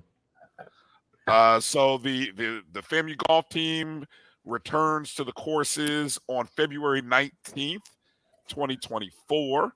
The UNK World Golf Hall of Fame in St. Augustine, and then they kind of get the season rolling in February, March, and then of course the SWAC Championship is in April. So looks like there's about about 4 or 5 good tournaments before that comes in, and it's got to be motivating when you see all these other programs winning championships. Patrick, it's like, yo, we got to get ours. We got to get ours. I know that's got to be motivating. Absolutely, we're trying to capture the first SWAC golf championship at FAMU this semester. That's our goal. Yes, sir. All right. Well, hey, we're gonna be rooting for you, wishing you guys well. Thank you. Appreciate your time tonight, man. Thank you for coming on and giving us an update. Hopefully we'll be able to do it again in the spring. Yes, sir. And until then, man, happy holidays to you. Patrick, let people know where you're from and where's home and then how they can find you and follow you on social media. So I'm from Augusta, Georgia, home of the Masters. Instagram is Patrick Jean-Pierre with no hyphen, so Patrick Jean-Pierre _. All right. Well, see there's hopefully you get a chance to get on that Masters golf course, maybe some if you haven't already. All right, man. Hey, Patrick, thank you, man. Love your good follow on X, Twitter. He follows, and you guys make sure to hit Patrick up and make sure to look out for our golf team. When you guys are making your holiday donations on the Rattler Athletic Fund, make sure you hit that men's golf program, so that way we get Patrick and the guys some beaded cushions, so that way on these long trips, they got a little massaging thing for their back and stuff, so you guys can be prepared on these trips. Okay. Appreciate you. All Thank right. you. All right, Patrick. Thank you, brother. Take care. Happy holidays to you and your family. You as well. Thank you. All right. Patrick Jean-Pierre. Cool story, man. I know I enjoyed the heck out of seeing that Bridgestone golf thing with Tiger. That's big, man. That was huge. That was huge. Hey, look at this, fellas. I called this. I knew this was going to happen. Seeing coming on the heels of maybe one of the worst losses in program history. The men go on the road to South Carolina, get a 65-60 win over Presbyterian. Good win. I had a feeling that the guys, that was going to be a good game, and they were going to win that. Plus 320. Cha-ching. Hey, what does that mean? Tell me that. Huh? What is that? You ain't tell me that. No, because you see, there's a reason I didn't tell you. I didn't want you to poo-poo it. That's why. Plus 320 means, Marcus, that means a $100 wager wins you $320. That's what that means. Oh, okay. Plus 320. Now, I didn't put down 100 on FAMU, but I put a little pizza money on it. Let's just put it like that. And Daddy's gonna be okay this weekend in Memphis. Let's just say that. All right. Hey, let's take a break. Our Liv is ready to come on the show. She's gonna come up here. We're gonna catch up on our FAMU basketball. We're gonna talk about, we got a win, Liv. We got a dub.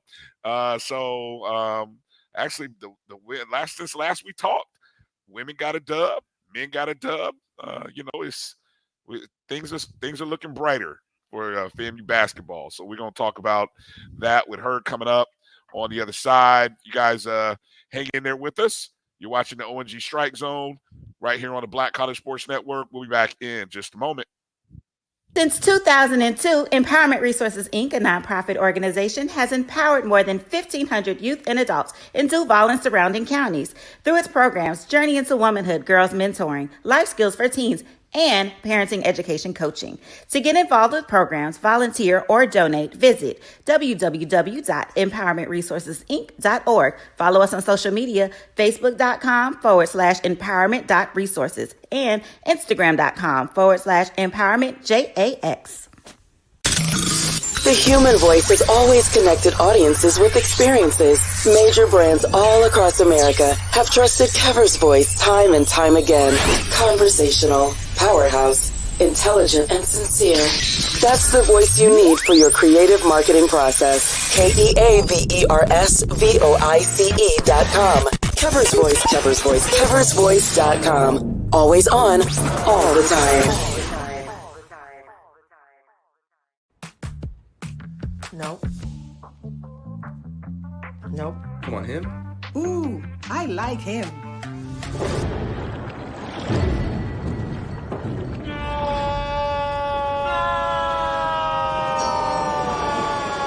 Quick, the quicker picker-upper.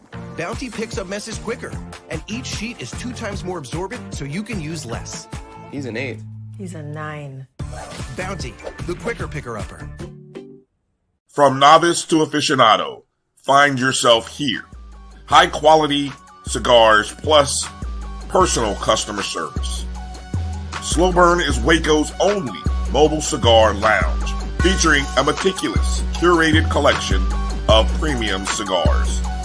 Visit our website, www.slowburnwaco.com. That's www.slowburnwaco.com.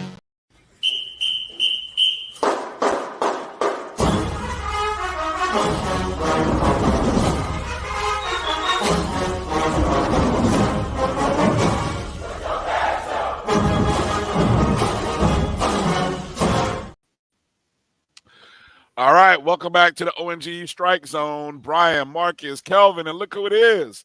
It's Liv. Liv for Hoops. Olivia Antilla. Liv, how you doing? I'm good. How are you guys? What's up, Liv? Doing well. Feeling like a champion. Feeling like a Richard champion this evening, Liv. How are you? How'd you enjoy the weekend? Bragging about FAMU up there in the Midwest. It was good. I mean, you can't. FAMU has just been racking up every single award for football. It's been insane, especially now that Coach Simmons got the region coach of the year, and then Lights on Sports gave Coach the recruiter of the year, which he definitely deserved because he's been going crazy. And if you've been looking at the offers that have been going out, he's been working, like the tight end from Clemson, the running back from FSU. Like he's really been, I've seen all over, like FAMU offered. And so I think it's going to be exciting next season, but obviously we're focused on getting that Celebration Bowl title and finishing out this season strong. But that was a good win. And it was crazy. All the delays, the stops, but they pulled it out. And so I was so happy.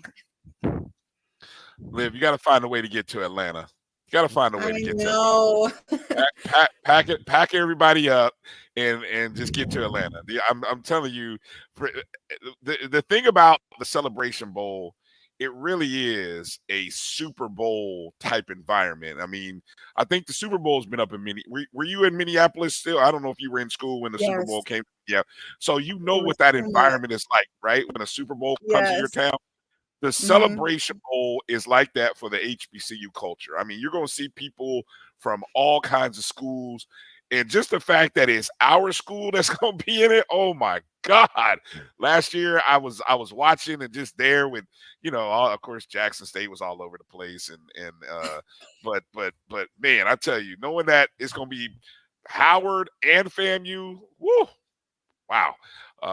Anyway, everyone's calling it the Bougie Bowl. Well, hey, it is what it is, right? It is what Hey, it's probably appropriate with Howard, but they don't know Rattlers very well. we can be a little bit of both. We can have that bougie Northeast, and sometimes we can be a little grimy like they are in the South. So it just depends on what day you catch us. Man, we eat money. See, sometimes we got some folks who eat that caviar too and sip champagne. You know that with the gold tooth. So anyway, let's talk about our women's team coming back from Houston. Let me see. Did we catch you? We talked about the first win, right? The home win. We caught you on that one. The Houston trip. We lost a tough one first to Sam Houston. Odd time to play, but it was an noon tip-off. 65-62, man. I watched that game. I was like, oh, my God, I thought we had that game. So just give us your evaluation of the Sam Houston game before we get into talking about the next one 2 days later against Houston. Yeah, so I thought I was the same way. I thought they had it in the bag. And then as the game went on, it just seemed like wear and tear and fatigue. They don't play that game, it wasn't a very deep, consistent bench. They were pretty much playing the same people. And FAMU won the boards that game. So that's why I was like, this is great. I thought they were evenly matched based on size, and like, I was looking forward to it, but at the end they couldn't pull it out. They shot poorly from the three. It just seems like the game got away from them and slipped away. And then that turnover, I hate saying games don't come down to the last play, but that turnover at half court is just it was unfortunate because they got what they wanted down on the other end, and then they came down and immediately turned the ball over, and the game was pretty much done. But I thought from that game, because I think size, when they play teams that are way big, they are going to struggle based on the lack of depth in their post positions. That was a game they really needed to get the W, but I thought it was a lot of positives moving away from that game and moving in the right direction, and establishing more of like their team, who they are as a team. I thought we had, I mean, I that for both teams between the fouls and the turnovers. It was At one point, what I text you and I was like, who did we piss off? Who pissed the officials off in the first quarter? Because when I started watching, I think it was late first quarter, second quarter, and I was watching the way they were officiating that game. I mean, have you? You tell me. You hopefully watched it from the get go. Have you been in games like that? I mean, what in the heck was into those officials?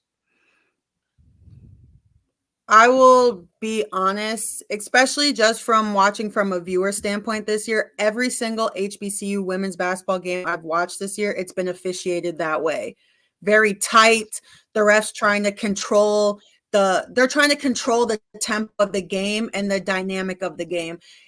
I kid you not, it's been every single game that I've watched. They call it so extremely tight, tic-tac, so many fouls. Like a game I watched today, there was over 50 fouls called in one game, which is insane. And so it was the fouls. But I always say you can't control the refs. The refs are going to call it however they want. And unfortunately, that's just the hand that they were dealt with. The turnovers were too much as well.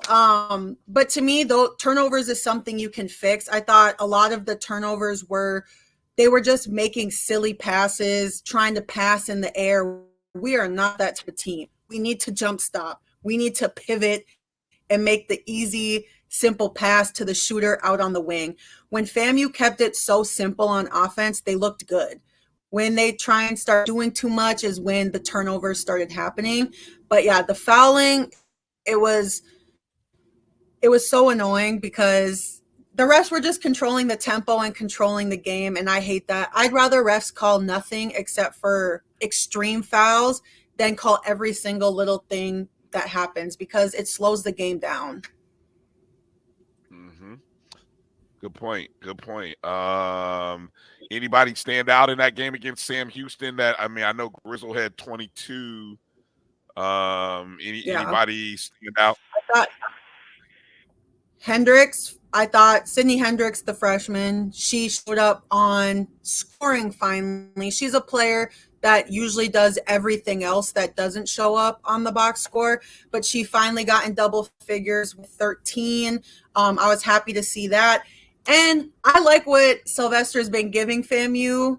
I think she's been adding really, really great defense that they need in the full court. She's an energy person that on defense, sometimes she gets little stupid ticky-tack fouls, but I'm like, I can live with that because you're bringing that pressure, that energy. Like, she just brings a different dynamic to the floor that when she wasn't playing, we weren't seeing. So Grizzle obviously is going to do her thing and get her buckets, but the fact that they had two other people in double figures it's good for them. They can't just rely on Grizzle to just score. They need other people to score in double figures on a consistent basis, whoever that is.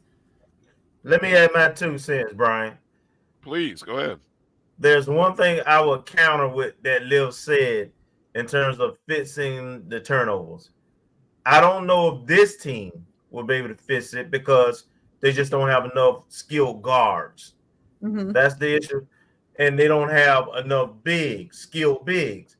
So how they can cover that up or lessen that is get easy buckets. So I think they're probably going to have to press a little more and try to get more transition, pick up the pace a little bit, try to be more of a transition team. I think that's how they can minimize turnovers. But if you get them in a half-court game, they're going to be inconsistent. Mm-hmm. They struggle because at times it looks like they're not even running in offense. They're just standing there looking at each other like, do something. So I agree that they need to push the pace. A lot of times I'm like, go, why are we slowing up? Like, we just don't have the personnel for that. We have to be a very do the simple things but push. I do agree with that. They need to push the ball because we don't have we really only have one person that we're like, go get a bucket. That's it. Yeah. There's really not anyone else, and no one's shooting the three consistently enough that people, they don't care. They're leaving people wide open, and they're like, shoot it. So I do agree with your assessment. All right, moving. So that was game one of the two in the Houston area. That was Sam Houston. And then we had to play, I think Sam Houston is in what conference? They're in the they just moved, right? From FCS to about. Yeah. They're in the Conference USA. Oh, okay. Conference USA. USA. And so then we go from that to playing a Big 12 team in Houston. And at Houston, we lost that one 79-59. But statistically, if you look at the box score, we, field goal percentage wise was 40%, held them to 38%. We got out rebounded something really bad, 51-30. Jesus. 3-point shooting wasn't great. Free throw shooting was below 70%. What's your evaluation of that game against Houston? The size. Houston had, because I watched the whole game, Houston had a post player that came off the bench, had a season high in the first half. She averaged 9 points. She ended up having 21, and she looked good. And they had no one who could defend her. At one point, they tried switching it up and putting Delancey on her to try, and they had nobody. And for someone to come off the bench who averages 9 points, have 21 and 7, it's the problem that I've been saying. They're going to have teams who have a big post player over the height of 6'2", they're going to struggle. And because they just have nobody down there who can defend. And then that comes into the problem of rebounding, why they got out rebounded by 20. But I thought the bright spot of that game for me was Delancey. She came off the bench. I don't know if people noticed that. She got taken out of the starting five. She came off the bench, had 22. And I just thought she was playing with such fire and passion. And I think they needed that. At times they look so dull. And she just looked so emotional that it finally was falling for her. I liked what I saw from her in Tennessee. And then she just went dead for all those games in between until Houston. But coach switched it up like she said she was going to, taking Delancey out of the starting lineup, adding Sylvester in. They even, I believe, between Sam Houston and Houston started one game they started Sharp, and the other game they started Brennan to kind of go back and forth to see who they could play, because Skylar's not playing right now. And I think having her would help, because it would just be a bigger body down there who likes to be physical. So that was my takeaway from it. I thought Delancey looked good, but it's just the same things. Like, the problem is they're going to get out rebounded. They don't have huge guards. They have small guards, whereas other teams now have 5'10", 6 foot, 6'1" guards. Their post players are 6'4", 6'5". We don't have, why are you making that face? Because this with a 6 foot guard, I mean, man, that's. Whew. I'm just looking like that just feels like that's. Is that what it is these days? Because that's a big guard. Yeah, like that. It's common that now point guards are like 5'8". There's even 5'10" on the women's side. Like, everyone is really moving away from small guards because all these taller players are now transitioning to guard positions, because we're seeing more 6'4", 6'5", 6'6" girls. So the game's just getting bigger, and FAMU's not big. So that will also help pushing the pace.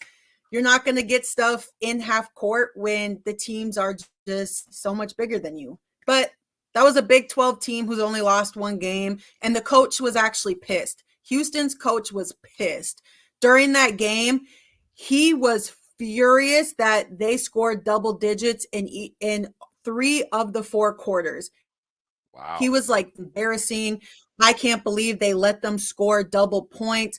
He was mad they scored over 50. And he was saying this on on camera during halftime. And then when the sideline reporter, she was like, he's upset. He said he didn't want them scoring over 50. And so they walked away from that game mad that it was that close and that they allowed them to score. But obviously Grizzle's going to score. I was glad to see Delancey get over the hump, but it's just they were outmatched that game. And I thought scoring in double figures 3 of the 4 quarters is a plus. They scored 19 and 2. They won the 4th quarter. So, pluses to take away to the next game. How Competing. much? Competing. Right. Delancey, you mentioned this was her first game since. Well, I'm looking at the stats, and I can't help but recall the 3 of 18 night. Was that like since that night? Is that, do you think, between then and now, that Houston game, do you think that was some of the reason why she may have gone in the shell a little bit, maybe feeling a little self-conscious or upset, or maybe there might be teammates like, hey, you were 3 of 18, you passed the rock. I don't know. Is any and all of that possibly going on? I feel like it was the coach, because versus Houston, she shot 17 times. Delancey is a kid I think has the neon green light. I just think that. But even when you have that green light, you can only make 3 shots. And in that game where she shot horrible, they weren't even good shots. They were forced. Right. I can tell when she wants to score instead of just letting the game come to her. In Houston, she was letting it come to her and just getting a bucket.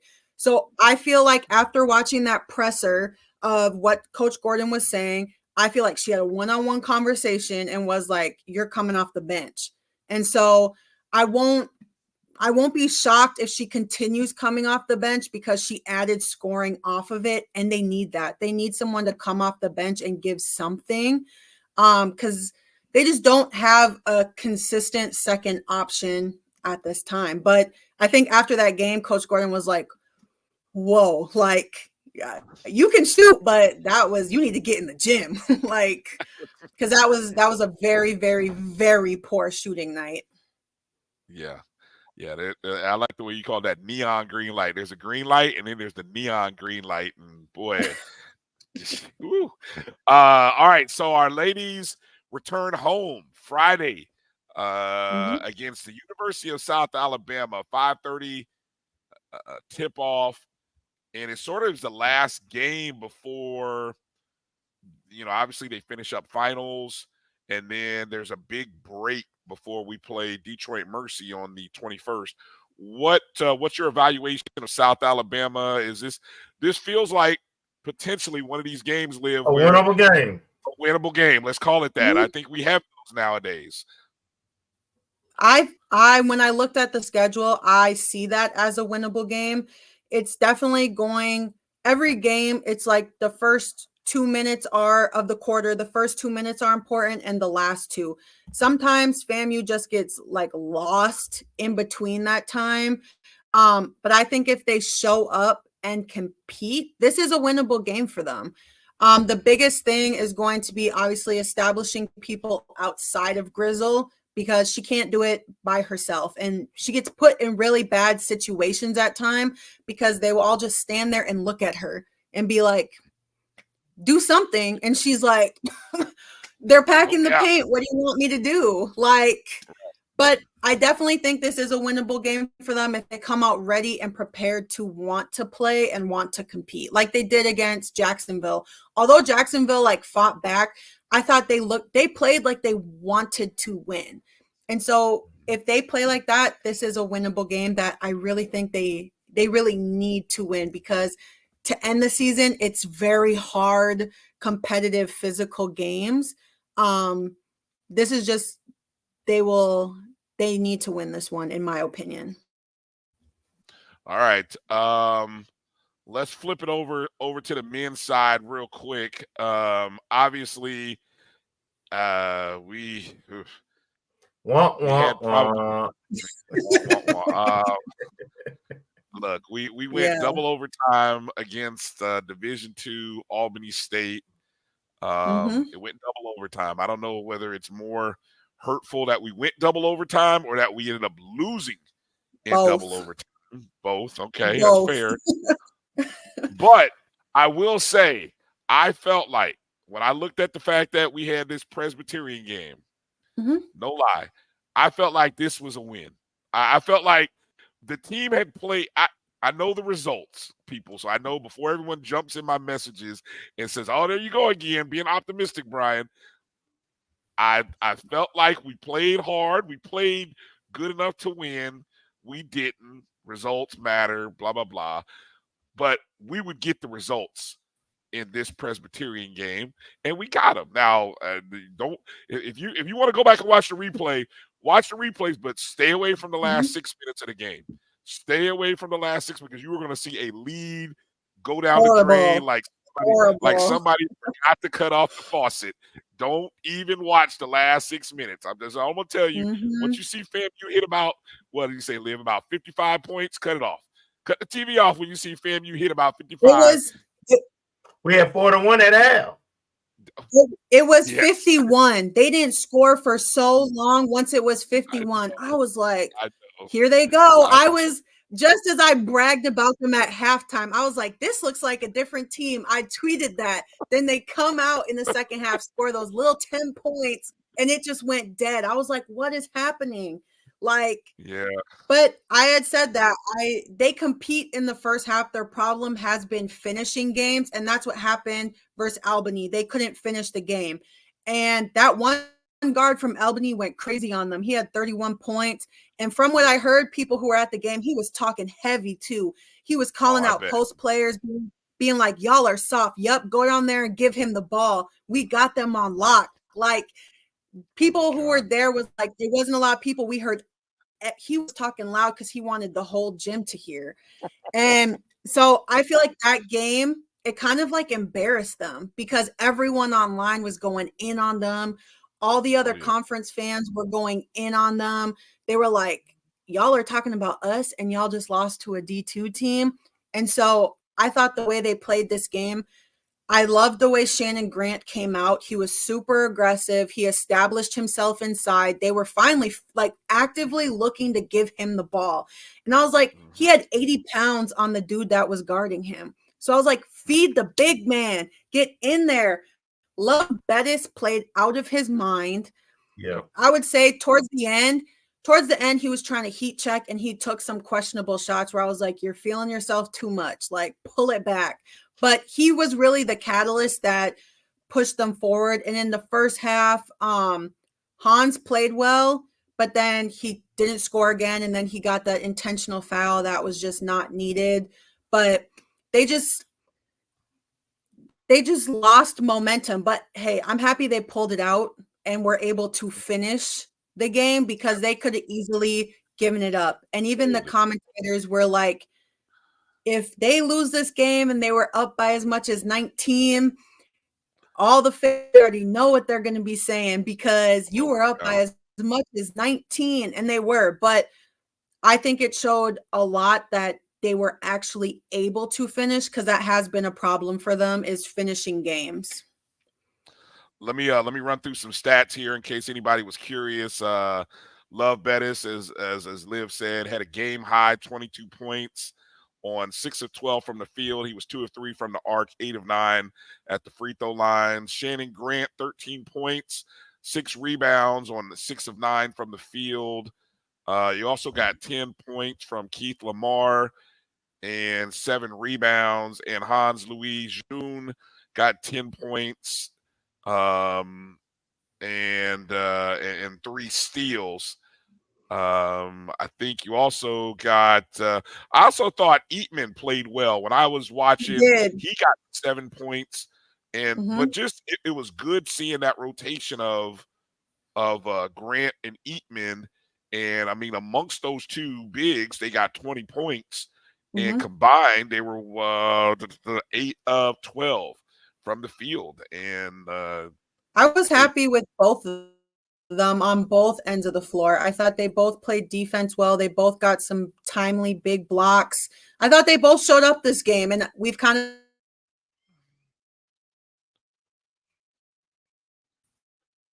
Did I lose you? there we go. Liv? We've Oh, been there we go. waiting for them to kind of show up. Can you hear me? Yeah, we got you. We got you. Okay. Yep. I'm like, my screen went black. I think everyone's been waiting for those two to kind of show up together at one time or at all, and FAMU finally got that. Yeah, and we found somebody who shot the 3-point ball worse than us. Presbyterian was 5 of 21. Right. That's 23.8%. We were only 4 of 12, but we made free throws. 15 of 18 at the free throw line. So we did what we had to do to win the game. Congratulations to Coach McCullum. First win of the season. First win of the season. Amen. Amen. Let's see what's ahead for the guys here next up. This was only our sixth. Another game they should win. Another Saturday. Another SIC team Saturday. Oh man, these guys. Okay, so this is a good weekend at the Lawson Center. You got the women on Friday, and you got the men on Saturday afternoon. So hopefully it's a good weekend to get a couple of wins for FAMU basketball. And I think the men's game looks like it's going to be on Rattlers Plus.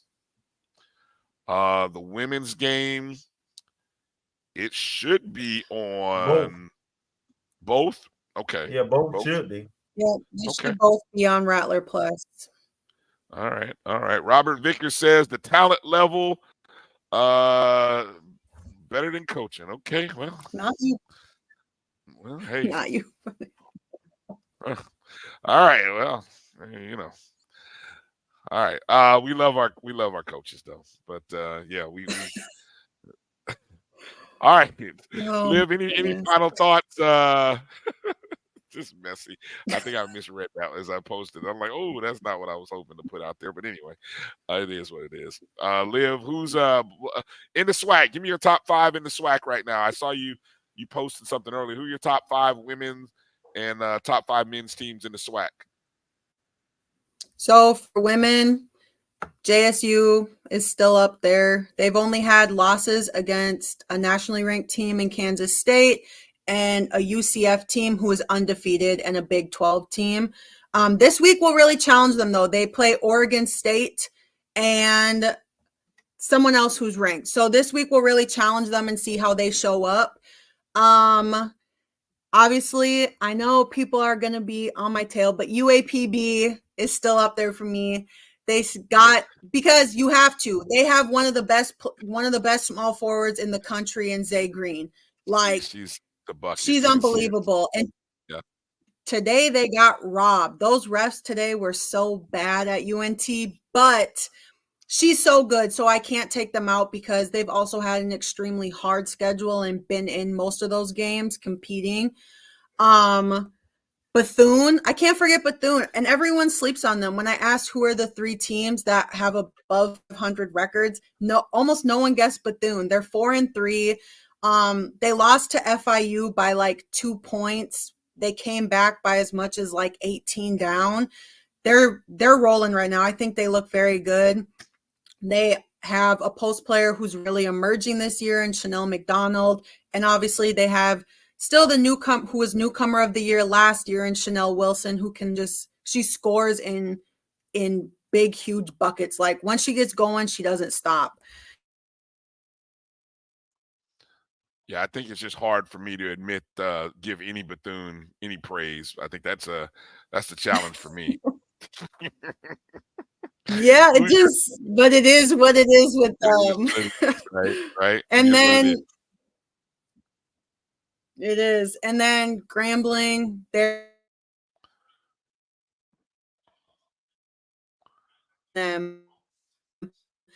just beat Alabama for the first time ever in school history. They're coming off a win against Tennessee Tech. They play South Carolina State next game. So we have a MEAC SWAC clash. Right now, those are the top 6 teams. And I I had to take Southern out because they looked horrible versus Northwestern.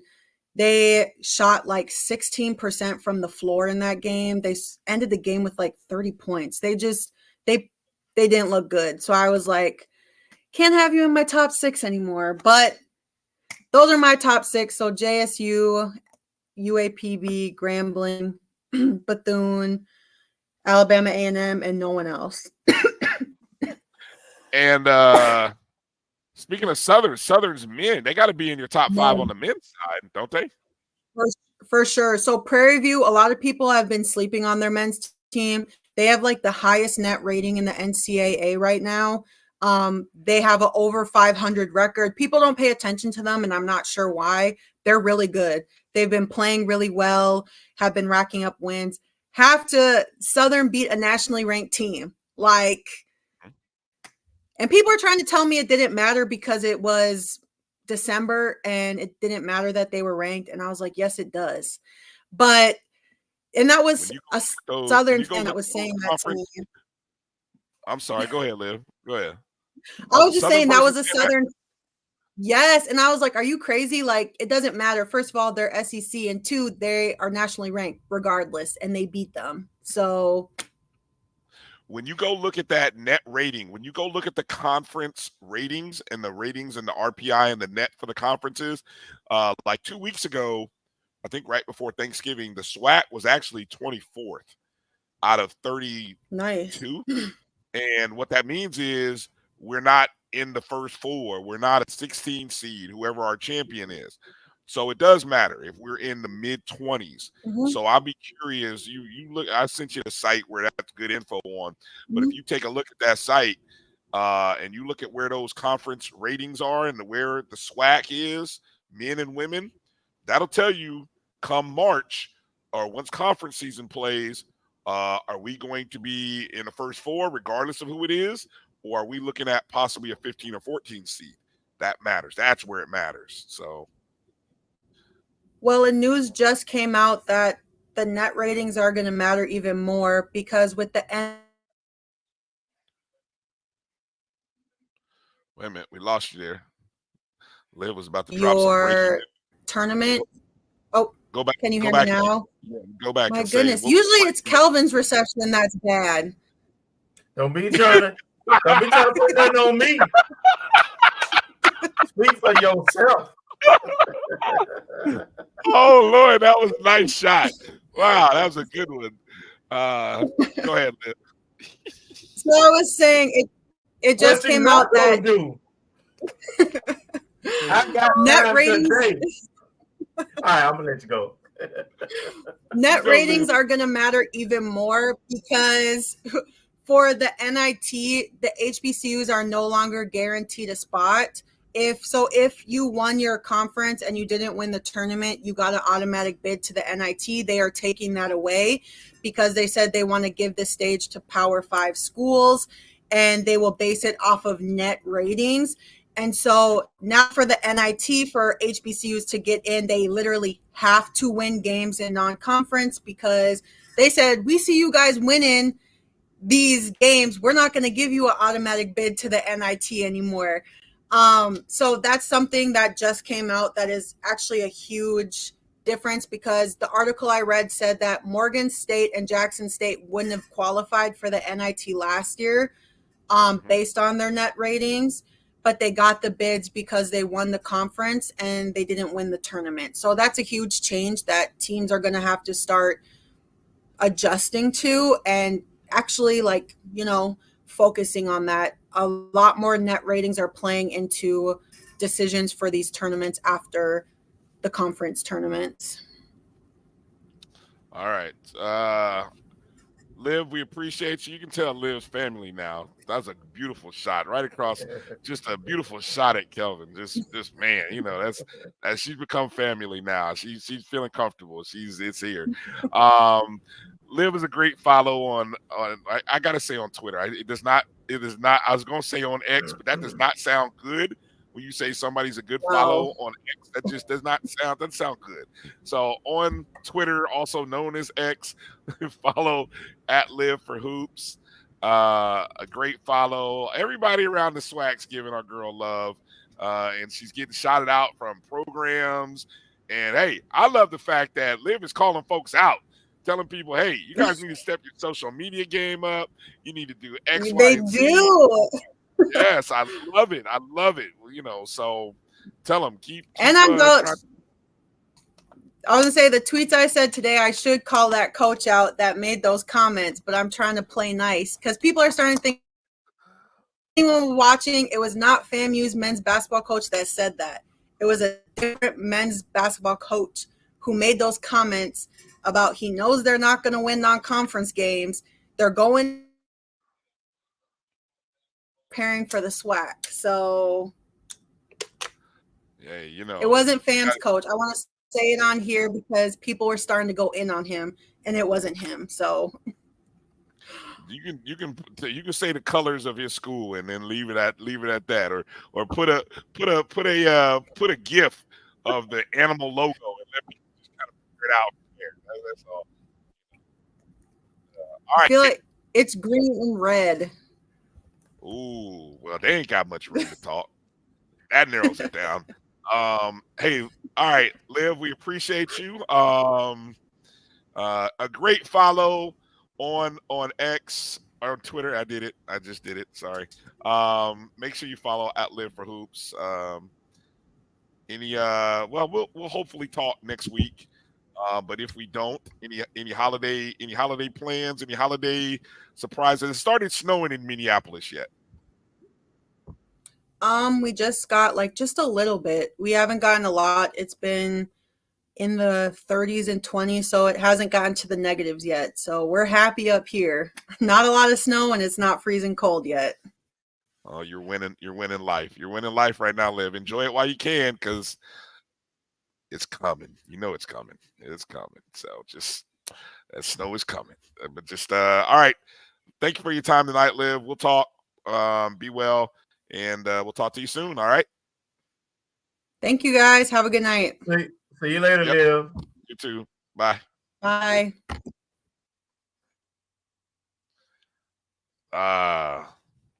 Love that girl. Cool follow, man. That was a great connection. Great. She is a hoot on Twitter, boy. I tell you. Very insightful too. She knows what she's talking about. Oh, amen. She knows it. So I mean, y'all can choose the challenge if you want. Unlike some of these other folks out there on Twitter who sometimes just be saying ish. Nah, there's a lot of times there's some facts behind what Liv is talking about. So don't get it twisted. A coach and a player, and she's starting to build a nice little connection in the community too. The coaches know, because they know she knows what she's talking about. So good stuff. Hey, let's show some of these images. Who posted these images? This is you, Kelvin, or you, Marcus, who posted the images of the field? Oh, those are from Rory Sherrock. Oh, Rory. Okay, so let's take a look at what we got here. Okay. Whoa. Okay, so these are images from Rory Sherrock, the field. So I think between the 20 and 30, that used to be a SWAC logo, which now they have repurposed with the Florida High School State Athletic Association Championships. 3 games starting, is it tomorrow or Friday? Tomorrow. Yeah, so I think I heard Coach Simmons say they will have their normal practice at 6 a.m. on Friday. Friday. Okay, so Yeah, the game. They're not going to do it. I think he said in the 220 Club tomorrow and Saturday they're not going to practice, but they're going to have an early 6 a.m. practice on Friday. Mm-hmm. So I don't know how that correlates with their normal schedule. I guess they would practice every day, but one day of practice between now and the end of the week. Right. Okay. So the first games, I think the schedule, if I'm not mistaken, I saw is that they play 10 a.m., 3 p.m., and 8 p.m. all 3 days. Okay. And that's the first game up tomorrow. Clearwater Central Catholic. That's actually, they knocked off the team that knocked off my high school in the regions. They actually beat them, the school from out of Jacksonville. Chaminade Madonna, they are just ridiculous. They win this Six every out of the last, 6 out of the last 8 or something like that. Yeah. I mean, you talk about, I don't know what kind of NIL they got, but I mean, man, they just keep pulling kids. Yeah, they I'm sorry, do. we don't have NIL in Florida yet. Oh, you could have fooled me. Chaminade Madonna, they're just doing it. So yeah, that should be actually a pretty good game. I may try to see if I can find a way to watch that. Let's see. Even got the goal line markers, good logo representation there everywhere. Good stuff, man. Anything after that one? Nope, that's Liv. I think that's the only 4 that I saw from his tweet from the early this afternoon. Yeah, good stuff. Anything that you guys want to mention that you heard from out of the 220 club? I had a thought or two or something I heard, but I want to give you guys a second, and I want to make a mention of something. What you heard? I want to know what you heard. Well, okay. First off, I thought it was interesting hearing Coach talk about the transfers and it relates to NIL. And how FAMU not having a real collective that is looking out for players, where he said he had a recruit or a family of a recruit ask him about, well, what type of NIL opportunities does FAMU have? And he had to tell it sounded like he was talking to a parent that, we really don't have that kind of setup here now. I mean, there are guys who have opportunities, but there's no collective for FAMU yet that is looking out for players like at other programs. And so if you're coming to FAMU, as Coach said, you're coming to FAMU looking to get rich 4 to 5 years from now after you've graduated, things of that nature. I thought that was telling. Marcus, I know we were talking about this, but there's gonna come a point where FAMU is going to have to compete in that market. I don't know if it's this year.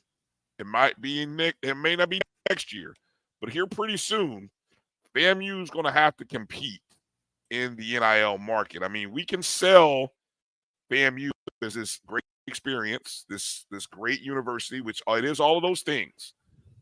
But at the end of the day, you could have had that kid with just a little something. I don't think FAMU has to do a lot, but we have to be able to do something. And right now, there's nothing. Now, I wouldn't say there's nothing. You're right. Right. They're providing the platforms for the kids to educate themselves so they can go out and do some things. And like I give to the NIL club that has about football monthly, that has about 49 or 50 football players listed a part of that NIL club. So I mean, there is something, but yes, we have to develop it more, right? We have to be careful though how we navigate this thing, because our more pressing need right now is resources with support staff, facilities, those type things, and we need to keep that momentum going. There's so many needs, Kelvin, and that's the part. It's funny. So you got to prioritize is what I'm getting at, right? So you can do a little here, but you might get more bang for the buck doing a little more somewhere else. So we got to strategize that thing, I think. I would love to have that discussion about the strategizing, because here are the different things. I've talked to a couple of different people, and between we can say NIL, we could say support staff, we could say facilities, right? We could also throw in actual sports in terms of needing sports so that we can be in better compliance with Title IX, things that nature. Are we generating revenue? Our budget, how do we get our budget to increase? What about alumni giving? There's how do you, so when I hear things like in the 220 Club where they're talking about having a planning meeting and and then there was the group who was talking about trying to add suites to, or add suites or to the facilities at Bragg, First Strike. There's so many initiatives that people want to do. I think when you talk about trying to prioritize, I'd love to maybe have that discussion or conversation and say, what does that priority? Because I bet you everybody's priority list is different. Mm-hmm. And that's the challenge for somebody like VP Sykes, is to say, what is her priority list? And because and who is it in a line with? And I sometimes wonder which group got the most money, because the group of persons that have the most money usually gets to be the priority people and say, well, we've got money to be able to do this because we want to see this. And sometimes money talks. Money should talk. You're right. Right. Yeah. So but you know what talk equally and it draws money in a lot of times? Man. Vision. And a plan. Yeah. And a plan. That's what I'm saying. Yeah. Yeah. You got to have the vision, and then you got to plan to follow through on that vision. So that's what I'm hoping. The things that First Strike doing, the things that's we should be able to see now that investing in athletics is good business also. I mean, we invested in the facilities, starting with a turf field way back when, and we didn't stop that. We didn't stop that investment. Now we conference champions again, compete for national championships. We're hosting high school championships. We just held a conference championship, all that generate revenue. So investing in athletics is good business, as well as it gives our coaches, our fans, and our student athletes an opportunity to have a great experience. And so we must continue to do so. This money that was generated that we're going to get from the Sweat Championship game and now the Celebration Bowl, it has to be invested back into athletics. That needs to be underscored. And I don't know, Kelvin, I don't know if it's too early to start sending your emails to the Board of Trustees, but I would start sending emails now and tell the Board of Trustees, we hope that this roughly estimated $2 million plus that is coming in as a result of the SWAC championship game, the Celebration Bowl, and hey, look, maybe these Florida High School Athletic Association championships. We hope that money is going towards athletics and not going to end up in some slush fund that's floated around campus going to other properties. That money has got to go to athletics. VP Sykes has got to be able to control that, not some third party. All respect to the other DSOs and organizations that do. No, athletics needs to control that so that, yes, we can figure out, how to do X, Y, and Z with that money. And yes, I'm one of those people that say, yes, should a portion of it go to the football program? Sure, hell yeah. It needs to go into the football program. We got coaches that's the golden cow. Absolutely. You got coaches who got bonuses that haven't been paid for months, years. There's backlogs on that stuff, from what I've been told. I mean, those debts need to be cleared. And then we need to see how we can we have to maintain success, because think about this. If we can maintain success, think about what it was for Alcorn to have a couple of years of winning and hosting SWAC titles. Think about what how big it was for Jackson State to have 2 years. We can't be a one-year wonder. We can't host the championship this 1 year and then not host it next year. You know? So and we're gonna see the bump also when the applications start rolling in. You're gonna see the bump in terms of folks trying to get applying to get into FAMU. So all around, it's just good. Athletics is good business. So that's what need to be said. Very good, Jimmy Mack. You said it on the nail right there. Send those letters to the board of trustees, and let them know that it's time to, you know. I think VP Sykes, she's been there a year. You know, it's time to turn some of it over. Let her do what you brought her in here to do. That's one thing I do hope happens. Marcus, do you want to mention some of the names that we talked about? Do we want to mention some of the names that have, obviously one of those other things we talked about, the business of football going on, transfer portal. Do we want to talk about some of those on this episode, or we want to wait till next? Some of the folks that you mean in reference to us, the FAMU? Yeah, I mean, I know it's kind of late, so I mean, what do you?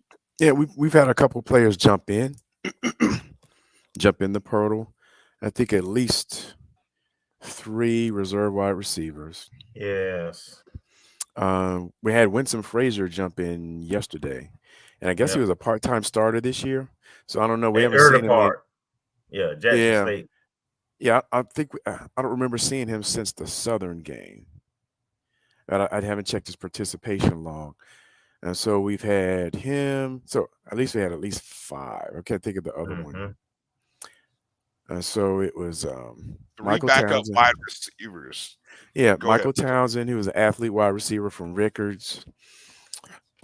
Trey, what's Trey's last name? Davis, right? Trey Davis, who transferred in from a D2, I think, I want to say Wayne State. He transferred in last year, and I think he got hurt all of 2022. And another transfer who came in from Virginia State. Gosh, can't think of his name. Give me a quick second. I want to say not Marquise, but started with him. I know who you're talking about. Yeah. Yeah, he transferred. They all entered the portal. And there's one more name. Just give me a quick second. Here we go. I think Winston Frazier was the Marquez Phillips. There's the transfer wide receiver from Virginia State. Trevante Davis is a transfer from, I believe, Wayne State D2. Winston Frazier just jumped in today. Michael Townsend, athlete wide receiver from Rickards, who just jumped in today. And I think there's a 5th. Let me see if I can find the person. Wasn't it like a backup? Yeah, DB Rod Williams. Yeah. And he was, I think, the class of 22 or 21, a defensive back. I think he played, ironically enough, I think for Chaminade Madonna. What's amazing is guys jumping in the portal. Oh, and another backup wide receiver. I'm sorry. Cezanne Inge. He transferred in around 2022. So that's like 4 wide receivers or athletes who could play wide receivers, a DB, and 2 DBs. I'm surprised guys are jumping this early and not waiting. I mean, given all the guys who are leaving, not waiting until spring ball to maybe get some film and then jump if you really want to jump. If you don't think things are going to get better. But what that tells you, Brian, if you consider what we just said, that's 4 guys. That's 4 guys at one position. At one position, and that's a new coach with a different style there. So, yep. I'm sure that's some of the situation. Oh yeah. Yeah. But there's a lot of So folks outside of FAMU who's jumping as well. Like when we're talking with Stan, I mean, Keyshawn Johnson, the bomb wide receiver from Alabama State, jumped in the portal. And I just saw while we're on the air, I see a couple more Alabama State people jumping in, somebody from Grambling. So I'm wondering what's in the water. I mean, are folks, I guess it's a combination either of lack of playing time or ambition to get to another team, whether it be higher level or not, or a team that maybe is the best fit. Because like Stan was also saying, in terms of fit, if you're at this one place and either you're not getting playing time or it's not a fit for your skill set, then but just the explosion of people, of portal entrance, we touched on a little bit with Stan, but it's like there's some folks I'm looking at like, oh, I didn't expect him to get in the portal. So I'm wondering what the thought process is in terms of, whether they're getting accurate information, whether they feel like they're not being utilized, or the scheme isn't a good fit. It's all the above. Mm-hmm. We talked about it a little bit last week. You got to remember, coaches are moving. Coaches, a lot of teams looking for coaches. You don't know who's going to coach you. You've been in the program 2 or 3 years, or you've transferred to one program. Then you done transferred to a second program. You done graduated, so you can transfer where you want to go. Mm-hmm. Some kids are looking for opportunities. Some folks have, family issues back home and want to get closer home. And it's not just HBCU. It's not at the FCS level. Ohio State losing and Power 5 losing starting quarterbacks. Yes. Started. Yeah, even though that's not in our area, but I was kind of hoping Stan would approach that too, just in the overall, what I was thinking, what's in the water? I mean, like you got starting quarterback for Ohio State jumping in. You got the starting quarterback for Duke jumping in. Now his coach left for Texas A&M. Yeah. So some of that coaching movement could influence that. But you're seeing folks who are like balling this year. Right. And now one interesting thing that I forgot. Oh, one of the analysts on the ESPNU College Sirius XM channel, he was speculating that some of those high profile players may have been otherwise cut versus they're exploring their options, but they may have been pushed out the door. And it's a way of roster management, because he was saying the guy from Ohio State maybe just wasn't what they expected. He was decent, but not enough to take him to the next level. Well, if you recruited, I can see that. If you recruited a guy who might be a better talent, you're only going to leave that better talent. Look at I'm going to use Texas as an example. Texas got a quarterback. They better win. He better go win a national title, because guess who's in the wings behind him? Manning. You think Arch Manning going to sit around next year? You think he's going to sit on the bench a second year? No way. I guarantee you a starter next year. I wish I could find a bet on it. The bet will be Arch Manning, short of an injury, will be the starting quarterback at Texas next year. So Quinn Ewers, you better go win a title and go to the NFL. I guarantee that's what somebody's telling them, because you ain't going to be the starter next year. Mm-hmm.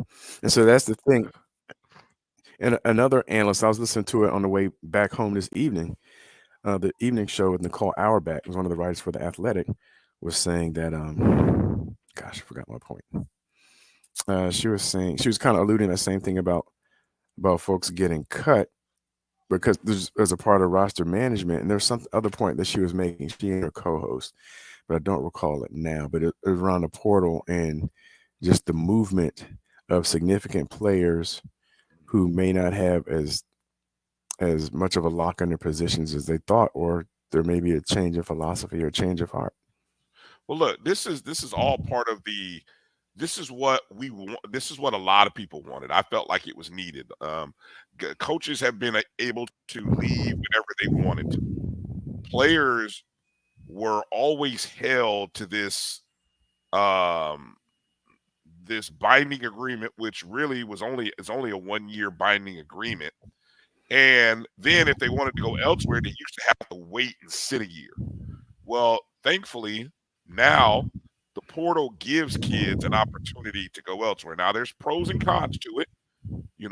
Got to make sure there's somewhere that wants you. Make sure you got a home before you go jump out there. The grass isn't always greener, okay? But for the guys who are in situations where your coach leaves, your coordinator leaves, your position coach leaves, and let's just say you got your degree, or maybe you're that much closer to getting your degree, hell, this is a great opportunity for kids. So I don't have any problem. I think it makes college football more exciting. I do. I really think it, because it's free agency. It's free agency, and don't we love free agency at the pro level? Isn't it always fun to watch guys who have the free agency to move around in the summer and the off season? Well, hey, college football has that too. So I'm not gonna poo-poo it. I'm just always gonna watch and say, if your program stands on business, then guess what? Your program is tight, and you're being truthful to kids. May not be what they want to hear, but if you're being honest to kids, you got a good education system behind them. You can counteract the movement, and good coaching. Like I said, that's the advantage FAMU has right now, and the stability at coaching matters. So I mean, it's great if Coach Simmons is around for another season or two. Hey, it's great. We got to continue to build up around him. A good environment too. I mean, good environment. Yes, the athletic side is one thing, but having a fan base and an alumni base that cares and supports you, that's big. And having top-notch academic programs where kids are graduating, they have jobs as soon as they come out of school, and can use that family network to do internships and all those different things, man. The good thing about FAMU is we're good at a lot of things, right? So that kind of environment, having that family environment, along with being able to find your mate if you're looking for one, we just got a lot of pluses, man. Jimmy Mack says, how's it going to affect the APR? These players? You know what? I don't know how they. I think APR is going to go away. I agree with you. It has to go away. It has to. They've already kind of talked about it, because at this point, because of the way the portal is, it's almost impossible. The tracking of it, the tracking of it seems, it's like you're asking people to track something which is really hard. I'm not gonna say impossible, just really, really hard with the budgets and the takes staffing. A lot of resources, right? A lot of resources to be able to keep track of this. It almost, so I think you got to figure out a new system. You want to track this reporting? I don't know. You figure out another method. I don't know. Interesting discussion that I came across. I guess there was a board of trustees meeting. Jimmy Mack was talking about. We were talking about finances there a second ago, and talking about AD Sykes. I guess she recently told the board that she no control of the ticket office, parking, and other revenue generating aspects of athletics. That's horrible. That's horrible. That is nothing new. It's not new, but it's absolutely horrible. And good. I'm glad she said it. And again, we talk about writing that letter to the board of trustees. That's what it needs to be. Let our AD, let the athletic director, let them run their department. Fine. You want to have somebody do oversight? Fine. But let her control it. Let somebody, I don't know. There should be a way to make it work.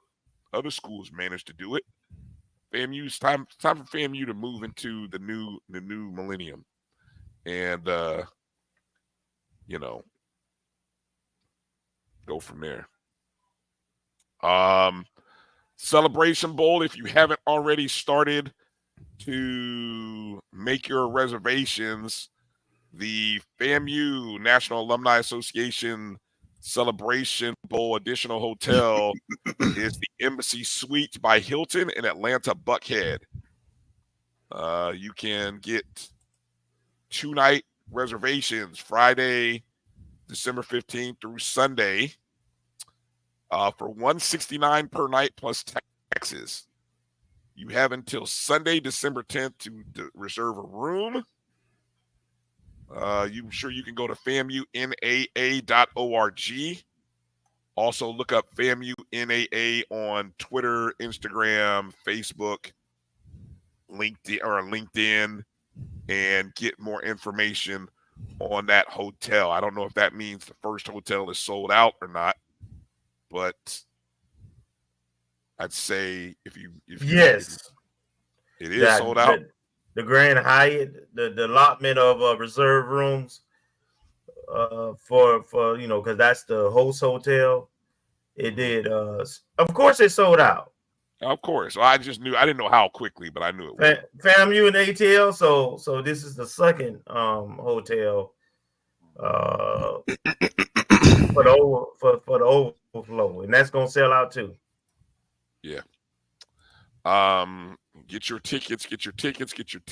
I think they already opened up a $30 section, which is a little higher up, but still you want to be in the house for that. And don't forget, Rattlers who are going, a first year event that's happening Friday night, Band of the Year event. It will be in the Georgia Dome as well. A battle for an HBCU Band National Championship on the line. North Carolina A&T versus Jackson State. Those two marching bands on the Division I level. On the Division II level, you got Florida Memorial, who is their music director is a Rattler, going up against Virginia State. The Trojan Explosion, a great name for a band, or just a great name in general. Great nickname. They will be two good matchups, and I think if I recall, they will treat it like 4 quarters. So you will have one band perform in the first quarter, like a 15-minute time show. I don't know if they're going to use all 15 minutes, but I would imagine you'll probably do a 10, 11-minute show. They will have another band in the second quarter. Then they will have a halftime, probably some musical guest. Then they'll have the third quarter with probably the D1 band, and then the fourth quarter. And then they will judge the performances, and then they will have a Division II and a Division I national champion. So that'll be fun. All right, we are planning. We will do a normal show next Wednesday. We're going to look to try to get on some friends from Howard to just get a Howard perspective. We'll do more breakdown of the game. We'll spend the week kind of analyzing Howard, and we'll share our thoughts on Howard. Then Friday morning, you can catch us live from Media Row. We will be there on Media Row at the Celebration Bowl Friday, and doing various interviews with coaches and players that come through. I don't know what we'll do. I don't know, man, I would love to partner up with anybody who's doing something Friday night and wants to do a Rattler meetup with us. Hit us up. Let us know. We'd love to come and host a meetup somewhere. I know there's a lot of things going on. So What you mean host? I got some pineapple I got to get to. Let me say, did I say host? I said hopes of doing a meetup. Let me rephrase. We don't want to host, but we'll come and help do the meetup. We'll meet up. As long as we can bring some bottles of pineapple whiskey. I think that's what I want to sip on all weekend myself too. And so we'll do that. And then of course the game. I don't know if we made from the hotel. Maybe we have to wake up and figure a way how to do a pregame show, game day show. I think I got to tell someone's tailgating. I think we might have a tailgate spot if we want to. how early? They're gonna have to be up early because I got to be in the stadium by like Oh yeah. 10:30. Oh yeah. Oh All yeah. right, so it'll be a breakfast Early. with a Yes. breakfast tailgate. All right, that's what it's gonna have to be. And the game starts at noon, so you'll want it by 10 o'clock, 10:30. You'll want to be making your way towards or into the stadium. Let's pray for great weather next weekend. I know last year was a little bitter Well, cold. it'll be cold. It's gonna be cold. As I've long as looked it's at. not, Yeah. as long as there's no rain involved. I deal with a little cold, but as long as there's no rain involved. Okay. Final thoughts before we oh yeah. Go ahead. I'm gonna give you two the final thoughts. I didn't want to bring up one mention of something, but go ahead, Marcus, and then Kelvin. Well, it's countdown to championship week. So I don't know how many days out we are. What's today? The 5th? 10 days. 10 out. days. 10 days. 10 days out. So, we got to gird our loins, invade Atlanta, and hope. Well, not hope, but we expect that Coach Simmons and the rest of the team have got themselves prepared for a good battle on the field and hopefully a victory celebration at the end. All right. What do you got there, Kelvin? I'm looking forward. This is a good sports weekend here in Tallahassee on the heights of Seven Hills. Also, I'll be watching some high school football on Friday night. I'm not sure about tomorrow night. What channel? But What Friday, channel will that be on? The Florida High School Athletics Association usually use this streaming service that you have to purchase. So I'm assuming they're using the same thing. But I plan on getting by both men's and women's basketball game, and I expect both of them to get the W this weekend. So it'll be football, men's and women's basketball for me. All right. I want to make mention of I heard this first brought up by Vaughn at the 220 Club. Vaughn, and I'll just and I'm going to give credit here to the Rattler Nation blog spot and also to Rick Rattler here.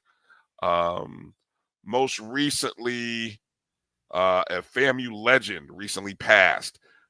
Major Hazelton, a former FAMU football and track star who set records on both the gridiron and track, died earlier this week in his home of Chicago. He was 80 years old.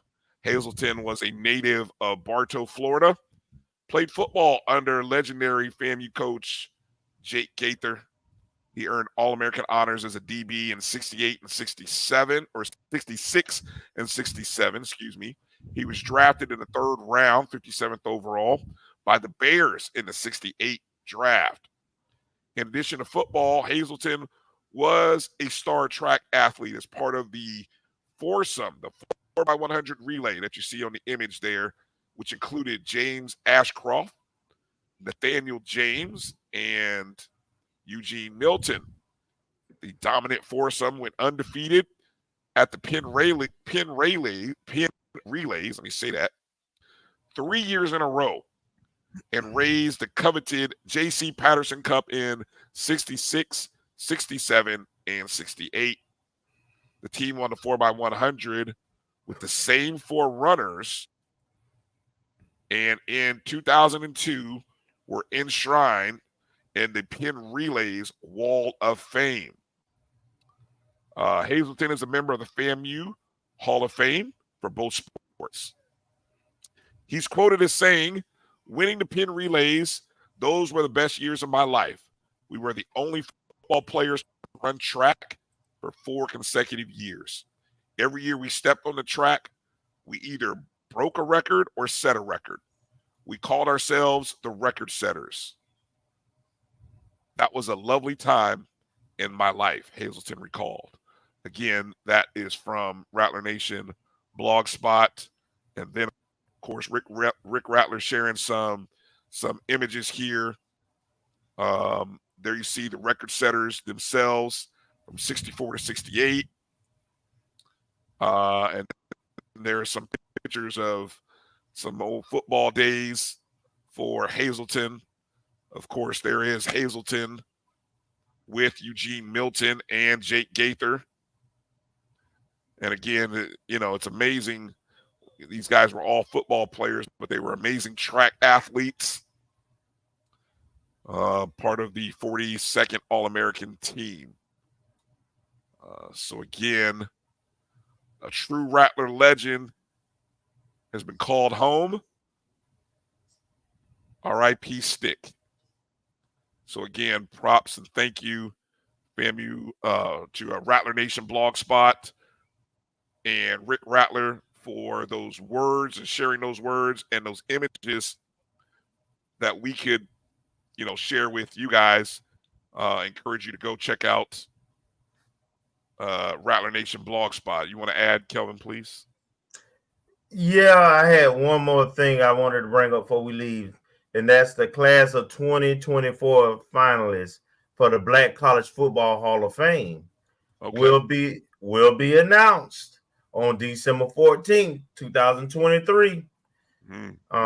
And the final list has 23 players and 5 coaches. And among the coaches, there's Rudy Hubbard, who was the head coach at the head coach 74 through 85. And among the players, the Rattlers listed is Jaquay Nunnally, who was, a legend, one of the original Rack boys. Next to Jerry Rice, second greatest wide receiver in HBCU history. Period. So good luck. So good luck to both of those deserving Rattlers. And hopefully while we're in Atlanta, they'll get the nod for the Black College Hall of Fame. Yeah. I am hoping that we can start hearing if you know of some football alums that are going to be in Atlanta next weekend, let us know. I mean, I don't know if I'd love to be able to be somewhere and connect with this football. Maybe the Football Alumni Association will do something, but it'd be a great time for Rattler football alums to come be a part of this. It's been a long time since FAMU had a chance to win the national championship on the field. Now, I know we've been, recognized as national championships, but we're talking about actually winning it on the field. It's been 45 years, right? Is that the number? 45 years? 78. 45 years. So, great opportunity. Great opportunity. So, we're going to have fun talking about it over the next 10 days. And so stay tuned in, locked in with us at O&G StrikeZone, Facebook, Twitter, Instagram, and YouTube. Make sure you're following us. Follow Marcus, Kelvin, and myself on Instagram. And replays of the show you can always find on our YouTube page. You can also find it on the BCSN Pod Zone, which is everywhere you listen to podcast. So appreciate everyone's support. Thank you for tuning in, finding us. Sure, next week we'll be available in more places. But if you found us, where you found us, it's appreciated. It means that you follow us heavily and share the show. Retweet it out on your social media feeds. And we appreciate it. And we appreciate Stan Becton, Patrick Jean-Pierre, and Olivia Antilla for joining us tonight. For Marcus Green, Kelvin Rozier, I'm Brian Fulford. Congratulations again to Coach Simmons, the staff, support staff, coaching staff, the football players, A.D. Sykes, President Robinson, any and everybody who had a hand in this season. It's not over, but man, we're one step away from the ultimate crown. But get your tickets. Goal. Get your tickets. Don't sleep. Don't wait If around. If you invest in champions, they got them at a ticket office. If you're not investing in champions, you have to go to ticket office. They're selling fast. They're selling fast. The hype is real. FAMU versus Howard. It's been a long time since we played those guys. And I think we got a little bit of payback, if I'm not mistaken, from the last time we played them. We owe them one. So we'll talk about all that next week on next Wednesday's show. So that's going to do it for tonight. Fangs up, Rattlers. Make sure to strike, and strike again. Strike hard, strike fast. And let them know the Rattlers are coming to the A. Hey. Peace up. Okay. A-Town down. We out. And that's how it goes, Marcus. Peace up. A-Town down. Good night, everybody.